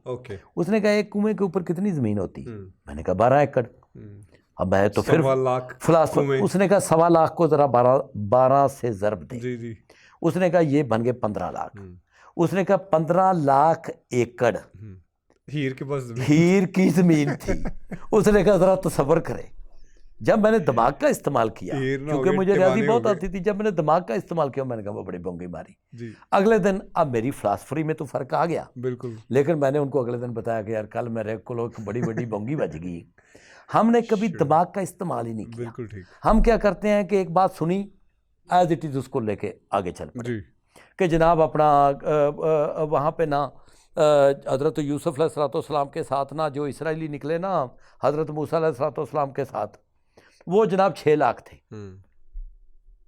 اچھا ہم نے کبھی اس پہ غور ہی نہیں کیا کہ چوتھی پشت دے وچ تے حضرت موسیٰ علیہ السلام آ گئے یا 5ویں دے وچ آ گئے تے بنی اسرائیل 6 لاکھ کتھوں ہو گئے. بالکل ٹھیک. ہم نے کبھی اس پہ سوچا ہی نہیں ہے. ہم دماغ کا استعمال ہی نہیں کرتے. اگر دماغ کا استعمال کریں تو ہمیں یہ پتہ چل جائے کہ یہ چیزیں کس طرح ہوتی ہیں. قرآن پاک کو کبھی بھی چھوڑنا نہیں چاہیے. یہ بھی نوٹ کر لیں. اب تو سب کے لیے ایزی ہو گیا نا، بہت ایزی. اب تو آپ یوٹیوب لگا کے بیٹھ جاؤ، آپ کو سارا وہ خود سنا دے گا اگر آپ کو پڑھنا نہیں آتا. اب سنن ابن ماجہ کی غالباً 119 ایک روایت ہے، غالباً 190، جس میں اللہ کے نبی نے فرمایا کہ 100 رکعت نفل پڑھنے سے بہتر ہے کہ آپ قرآن پاک کی ایک آیت کو سمجھو. ایک آیت چھوٹی سی بھی ہو سکتی، والا اثر بھی ہو سکتی، لیکن سمجھو. اس کو سمجھنا ہے. حالانکہ 100 رکعت اگر آپ پڑھیں تو اس میں آپ 1400-1500 تو پھر آیت تلاوت کریں گے. بالکل. تو پھر آپ کو تو ادھر سے یہ جو جمع تفریق کا ثواب کا کام آپ کو مولوی نے دیا ہے نا، یہ اس نے اتنا بیڑا گر کیا کہ آپ کہتے ہیں سبحان اللہ کہہ دیا 700 نیکیاں مجھے مل گئیں. اب میں کسی کے پلاٹ پہ قبضہ کر لوں, میں کسی دودھ میں پانی ڈال دوں, دوائیوں میں ملاوٹ کر دوں, کسی کو غلط انجیکشن لگا دوں, کسی کا میں بیڑا گر کر دوں, میں لوٹ کے کھا جاؤں, میں جھوٹ بول کے سیاستدان بن جاؤں, میں جھوٹ بول کے کوئی میں نے MP بن جاؤں, میری جیب میں نیکیاں ہیں وہ بہت ہیں, میرے لیے کافی ہیں, اس لیے مسئلہ ہی کوئی نہیں. پاکستان میں سے باقاعدہ لوگ یہ کرتے ہیں کہ ابھی سال ہو گیا ہے تو حج کرنے چلے جاؤ, پھر آئے ہو تو آگے چھرا پکڑ لو, پکڑ کے تو پھر پھیرتے رہو, پھر اگلے سال حج پہ چلے جاؤ. اب آپ دیکھو, اور اگر کسی سال کم گناہ ہے تو پھر اس سال عمرے پہ چلے جاؤ. عمرے پہ چلے یہ دیکھیں یہی جو ہمارا چال چلن ہے نا, اخلاق کا امتحان سب سے بڑا ہے. آپ نے کیا کسی کا حق کھایا ہے؟ کسی کی عزت جان مال کے اوپر آپ نے اٹیک کیا ہے؟ آپ نے کسی کی حق تلفی کی ہے؟ یہ ہے بات جو پوچھی جانی. اس کو کہتے ہیں حقوق العباد. حقوق اللہ تو اللہ اپنے معاف کر دے گا, ہو سکتا ہے وہ آپ نماز پڑھے معاف کر دے, ہو سکتا ہے حج پہ جائے معاف کر دے, ہو سکتا ہے عمرے پہ جائے معاف کر دے, ہو سکتا ہے ویسے ہی معاف کر دے, وہ غفور الرحیم ہے. لیکن کیا کسی کا حق بھی آپ کو معاف کر دے گا؟ آپ نے پیسے کھا لیے جعلی پلاٹ بیچ کے کسی کے, اور وہ بندہ روتا پھرا تو اس کی نسل پر بات کر دی آپ نے. آپ نے لوگوں کو خواب دکھا کے حکومت چھین لی, اور اس کے بعد آپ ملک کو لوٹ کے کھا گئے, اور آپ کہتے ہیں چونکہ میں نے 7 حج کیے ہیں اس لیے مجھے نہیں یہ اس کے بارے میں پوچھا نہیں جانا چاہیے. یہی تو ہمارا یہ فکری عمل ہے جس کے اوپر ہم چل کے ہم نے بیڑا گر کیا. خیر اگلے کوسچن کی طرف چلتے ہیں کہ آپ جو وہی بات کر رہے تھے کہ کچھ جو مسلمانوں کے جو بڑے لوگ تھے ان پہ اس وقت کے لوگوں نے بڑے ظلم کیے, تو لوگ یہ کہہ رہے تھے کہ وہ جو جتنے بھی ظلم کیے تھے نا وہ وقت کے حکمرانوں نے کیے تھے, نہ عالموں نے کیے تھے, نہ عام عوام نے کیے تھے. تو آپ جو یہ بیچ میں ساروں کو رگڑا لگا دیتے ہیں نا, تو برائے کرم وہ رگڑا لگانا بند کریں. وہ صرف اس وقت کے اسپیسیفک حکمران طبقہ تھا جس نے یہ کیا ہے, کوئی عالم اس میں انوالو نہیں تھے. یہ بڑا نوٹ کرنے والی بات ہے کہ کسی عالم نے ان پہ ظلم نہیں کیے, ان کے خلاف فتوے نہیں دیے, اور عوام نے بھی ان کے خلاف کچھ نہیں کیا. تو اس کے بارے میں آپ کا کیا پوائنٹ آف ویو؟ جی میں یہ اپنے یہ جو میرے بڑے بھولے بھالے سننے والے لوگ ہیں نا, میں ان کو بتاتا ہوں, کوئی حکمران پہلے کسی کے خلاف کچھ نہیں کرتا. پہلے ایک بندہ بات کرتا ہے, پھر چند مولوی اس کو اٹھاتے ہیں, اس کو اٹھا کے وہ یہ کہتے ہیں کہ یہ اس نے غلط کیا اور یہ دائرہ دین سے خارج ہو گیا. اس کے بعد وہ ان مولویوں کی آواز پہ عوام لبیک کہتے ہیں. ان مولویوں کی آواز پہ عوام لبیک کہتے ہیں. کبھی دیکھیں نا فرانس میں کوئی واقعہ ہوتا ہے, آپ کے ملک میں گاڑیاں جلنا شروع ہو جاتی ہیں. یہ کیا ہے؟ عوام لبیک کہتے ہیں. جب عوام لبیک کہتے ہیں تو امن عامہ کا خطرہ پیدا ہو جاتا ہے. پھر اس کو حکمران ٹیک اوور کرتے ہیں. پھر وہ بلاتے ہیں امام مالک کو, اس کو کہتے ہیں کہ آپ تو کہتے ہیں کہ جبری طلاق نہیں ہوتی. پھر وہ بلاتے ہیں امام احمد بن حنبل کو کہ آپ کا یہ جو فتویٰ ہے یہ خلاف شرع ہے, آپ قرآن پاک کو تخلیق سمجھتے ہیں کہ نہیں سمجھتے. پھر وہ بلاتے ہیں امام ابو حنیفہ کو کہ آپ کا یہ فتویٰ خلاف شرعی ہے. پھر وہ ان کو بلاتے ہیں, ان لوگوں کو. پہلے عالم سو کالڈ عالم دین کھڑے ہوتے ہیں, وہ کہتے ہیں یہ خلاف شرع ہے, یہ فتویٰ وہ جاری کرتے ہیں. تلخ حقیقت ہے, لیکن میں آپ کو بتا دوں 15,000 سے زیادہ عالم دین نے حضرت امام حسین رضی اللہ تعالیٰ عنہ کے خلاف باغی ہونے کا فتویٰ دیا تھا. 15,000 سے زیادہ سو کالڈ مولویوں نے, کیونکہ حکومت وقت کے خلاف وہ 15,000. جی ایسے ہی عموی تھوڑا بنو امیہ ایسے وہ یہ جو لان تان کرتے تھے لوگوں کے اپنے حریفوں کے خلاف ممبروں پہ, تو وہ ایسے ہی تھوڑا کر لیتے تھے. حضرت علی جیسی سارے سننے والے, حضرت علی رضی اللہ تعالیٰ عنہ جیسی شخصیت پہ. ویسے میں یہ سمجھتا ہوں کہ یہ ناانصافی ہوگی کہ اگر ہم اس چیز کے بارے میں یہاں پہ بات نہ کریں کہ اس دور کے اندر حضرت علی رضی اللہ تعالیٰ عنہ پہ ممبروں پہ کیا ہوتا تھا, وہ کیا لفظ یوز کرتے ہیں؟ شب و ستم ہوتا تھا. شب و ستم ہوتا. لیکن میں شب و ستم کس چیز کو کہتے ہیں, کس چیز کا سافٹ ورڈ ہے شب و ستم؟ دیکھیں وہ لوگ تو گالیاں کہتے ہیں, میں اس پہ ابھی نہیں جا رہا, یا تو اس کے اوپر پورا پروگرام. میں تو یہ بات کرتا ہوں کہ حضرت علی رضی اللہ تعالیٰ عنہ کے خلاف ایک مسلمانوں کا لشکر لڑنے کے لیے آ جاتا ہے, حضرت امام حسین کے خلاف لڑنے کے لیے آ جاتا ہے. کیا وہ پبلک ویسے ہی اٹھ کے آ جاتی ہے؟ مجھے یہ بتائیں ذرا کہ پبلک ویسے اٹھ کے آ جائے گی؟ پہلے ان کو موٹیویٹ کیا جائے گا. موٹیویٹ کون کرے گا؟ مولوی ان کو بتاتے ہیں کہ یہ تو دین چھوڑ دیا انہوں نے. حضرت علی رضی اللہ تعالیٰ عنہ کے بارے میں جو مولویوں نے باتیں کی ہیں, حضرت امام حسین رضی اللہ تعالیٰ عنہ کے بارے میں جو مولویوں نے باتیں کی ہیں, اب وہ آپ سنیں تو آپ کو پتہ چلا یہ پہلے اس کا جو محرک بنتا ہے نا وہ مولوی بنتا. ابھی بھی آپ کا یہی ہو رہا ہے, کسی قصبے سے ایک مولوی اٹھتا ہے, وہ کہتا ہے ادھر کام بھی اٹھ پہ آ جائے, اس کے بعد وہ اکٹھا کرتا لوگوں کو, وہ جو جن کو مسلمانوں کو میں گوبھی کے پھول کہتا ہوں وہ اکٹھے ہوتے ہیں، انہوں نے ایمان اپنے کا حساب دینا اللہ تعالیٰ کو، وہ کسی کے ایمان کا جا کے حساب لینا شروع کر دیتے ہیں، وہ جناب اس کے گھر کے اوپر اٹیک کر دیتے ہیں، پھر ان کے محلے کے پیچھے پاویں جھگڑا شراب دا ہوئے، ایک سائی شراب نہیں دینا محلے چ گنڈے نوں، وہ گنڈا کہندا ہے رسول مقبول صلی اللہ علیہ وسلم دی شان چ گستاخی کی تھی، اور اس کے بعد وہ چل پڑتا ہے۔ بالکل شروع اس کو کون کرتا ہے؟ سو کالڈ عالم دین، وہ مولوی جو اس کو شروع کرتا ہے۔ علماء سو کے بارے میں ایک بڑی فیمس حدیث بھی تھی نا، ہاں، علماء سو کے بارے میں، علماء سو کا کیا مطلب ہوتا ہے؟ جو جھوٹ بولتے ہیں، جان بوجھ کے جھوٹ بولتے ہیں، ان کے تحقیق نہیں کرتے، جو اس قابل بھی نہیں ہوتے کہ ممبروں پہ چڑھ چڑھ کے بیان کریں، جب تک آپ کے اندر یہ پوٹینشیل نہیں ہے، جب تک آپ کے اندر یہ کیپیسٹی نہیں پائی جاتی، کیپیبلٹی نہیں پائی جاتی کہ آپ اس اہل ہیں کہ آپ دین بتا سکیں۔ آپ کو کس نے اختیار دیا دین بتانے کا؟ اب جو مرضی اٹھتے ہیں، اٹھ کے ممبر پہ بیٹھتے ہیں، ممبر پہ بیٹھ کے جو بات آپ نے بیان کر دی، جب وہ لوگوں تک چلی گئی تو وہ بات بیگانی ہو گئی۔ اب اس کا جو اثر ہو رہا ہے، مثلاً آپ کے ایک معروف عالم دین تھے جو کہتے تھے کہ ساری دنیا کے مسئلوں کا حل میرے پاس ہے، وہ جتنی غلط بیانیاں کرتے تھے، وہ غلط بیانیوں کو جتنا اثر ہوتا تھا، اچھا نہیں، میں اس پہ رہنا چاہوں گا کہ وہی علماء سو ہے۔ علماء سو کہتے ہیں کہ جو پھر دوبارہ بتائیے کہ علماء سو کس کو کہتے ہیں؟ دیکھیں، جو غلط بیانی کرتے ہیں، جھوٹ بولتے ہیں اپنے ذاتی مفاد کے لیے۔ جی تو حضور پاک صلی اللہ علیہ وسلم کی حدیث بھی ہے نا ایک، ہاں، کہ جو آخری وقت کے علماء سو ہوں گے۔ ہاں جی۔ اچھا، ویسے میں سمجھتا تھا کہ سو کا مطلب ہے آخری وقت کے، علماء سو آخری وقت کے، لیکن یہ غلط ہے، جھوٹے جو بالکل ٹھیک ہے، شکریہ میری اصلاح کرنے کے لیے۔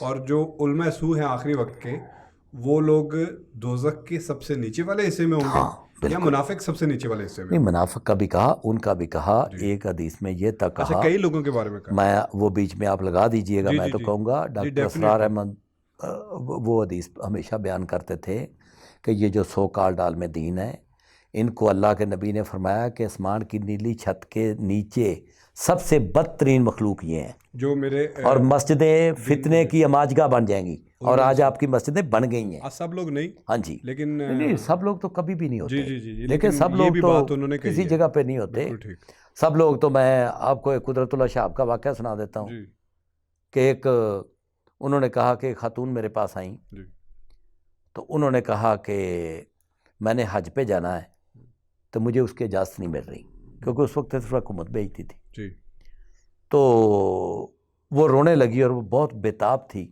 بہت تڑپ میں تھی، تو وہ کہتے ہیں انہوں نے اپنی قدرت اللہ شاہب کی جو کتاب ہے شاہب نامہ، اس میں واقعہ انہوں نے کہا کہ میرے پاس میرا پی اے بھاگا آیا، تو اس نے کہا یہ خاتون جو گئی ہیں اس نے چادر شدر لپیٹی ہوئی تھی، لیکن آپ کو پتا یہ کون ہے؟ میں نے کہا نہیں، مجھے نہیں پتا۔ انہوں نے کہا یہ معروف رقاصہ ہیں اور ان کے اوپر تو سارے امیرزادے مرتے ہیں۔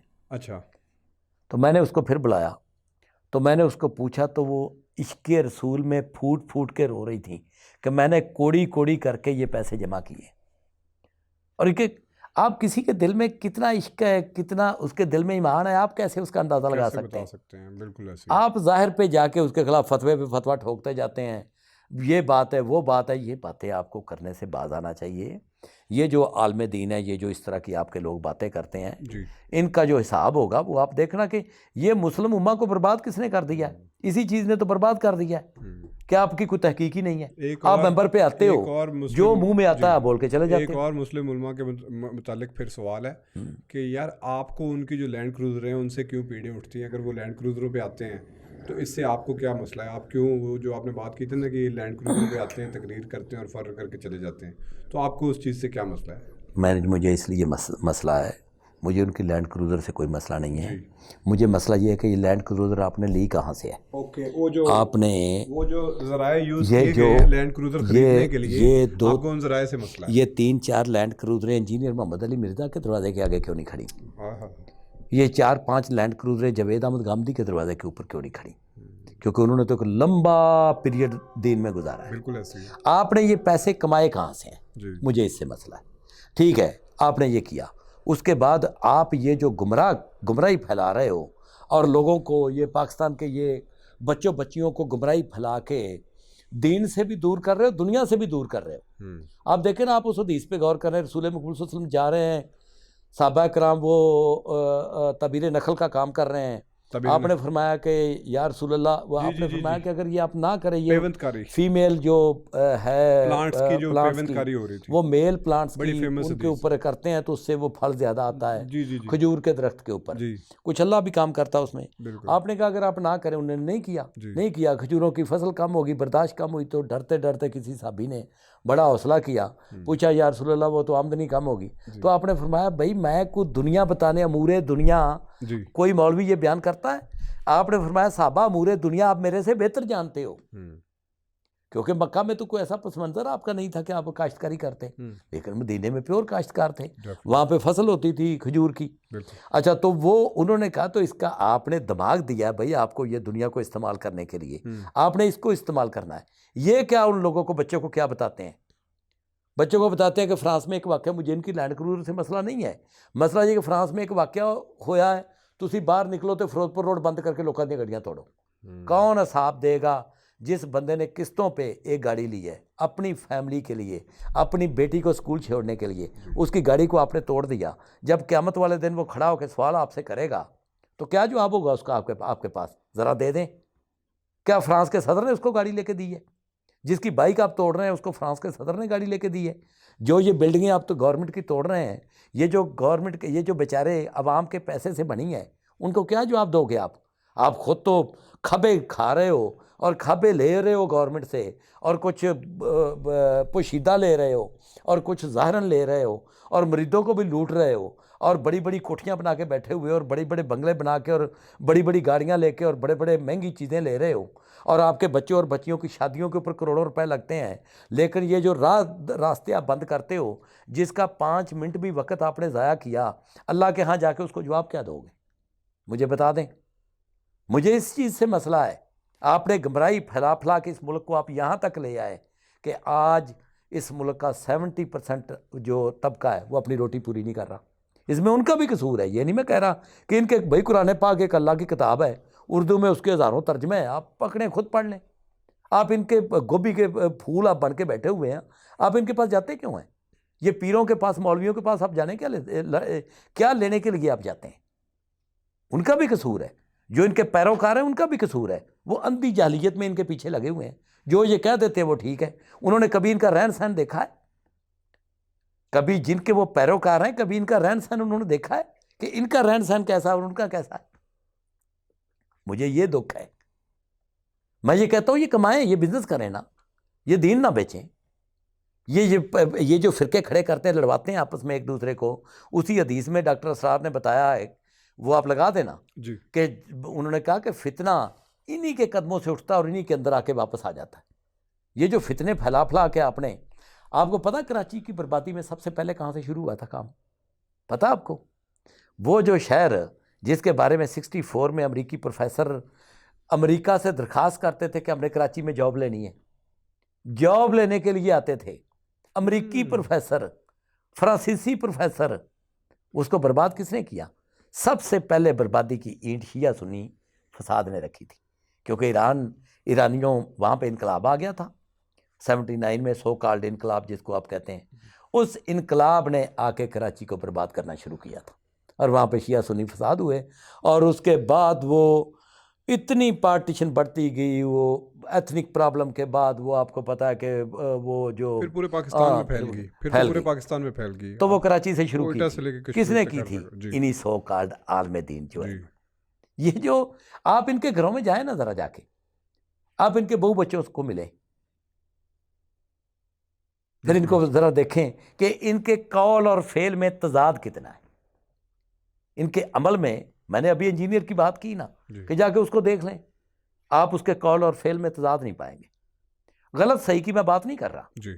آپ ان کو جا کے دیکھ لیں، آپ ان کے ذرا گھر دیکھیں، ان کی باہر جائیدادیں دیکھیں، جا کے باہر دیکھیں. یہ مولانا فضل الرحمان کے ذرا جا کے دیکھیں، مولانا فضل الرحمان سے پوچھیں آپ کی انکم کیا ہے. وہ شاہین صاحب بھائی نے اپنے پروگرام میں بتایا کہ ہم انٹرویو کرنے گئے اس کے باپ کا، فضل الرحمان کے باپ کا، تو ایک لڑکا اندر آیا تو اس نے کہا کہ باہر نکل جا. میں لائیو چینل پہ اس نے بتایا، اس نے کہا کہ حالانکہ یہ میں نے کتاب میں پہلے بھی واقعہ پڑھا تھا، اس نے کہا کہ باہر نکل جا. تو ہم نے پوچھا یہ کون ہے لڑکا؟ اس نے کہا یار میرا بیٹا ہے، یہاں کی باتیں سن کے باہر ایجنسیوں کو بتا کے ان سے پیسے لیتا ہے. اچھا یہ لائیو ٹی وی پہ؟ ہاں جی. ہمیں اس بات سے دکھ ہے، اتنی بڑی بڑی داڑیاں، اپنے جبے، اتنا فالتو کپڑا اپنے اوپر لگایا ہوا ہے. یہ غریبوں کو دے دو، وہ بیچارے جا کے پہنے. ان کے پاس تو کپڑا بھی نہیں ہے. وہ جو آپ کے پیروکار ہیں جو آپ کو نذرانے دے کے جاتے ہیں، ان کے بیچاروں کے گھر میں تو کچھ بھی نہیں ہے.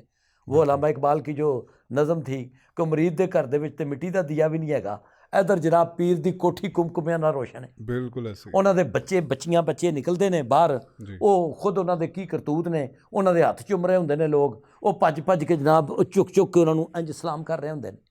یار یہ کیڑا دین ہے؟ یہ کتھے آیا دین؟ اسی نوٹ پہ ہم بات کو ختم کریں. ہاں، یہاں آپ تھینک یو ویری مچ. بہت مزہ آیا، بہت اچھا لگا. Thank you for doing this, اور انشاءاللہ دوبارہ آپ کو تکلیف دیتے رہیں گے اور آپ تکلیف برداشت کرتے رہیے گا. نہیں یار، مجھے کیا تکلیف دینی، میں نے تو بتایا کہ مجھے آپ کے علاوہ کون بلاتا ہے. اس لیے میں حاضر ہوں. تھینک یو ویری مچ، بہت شکریہ، تھینک یو سو مچ. اور انشاءاللہ پھر ملاقات ہوگی. اللہ حافظ.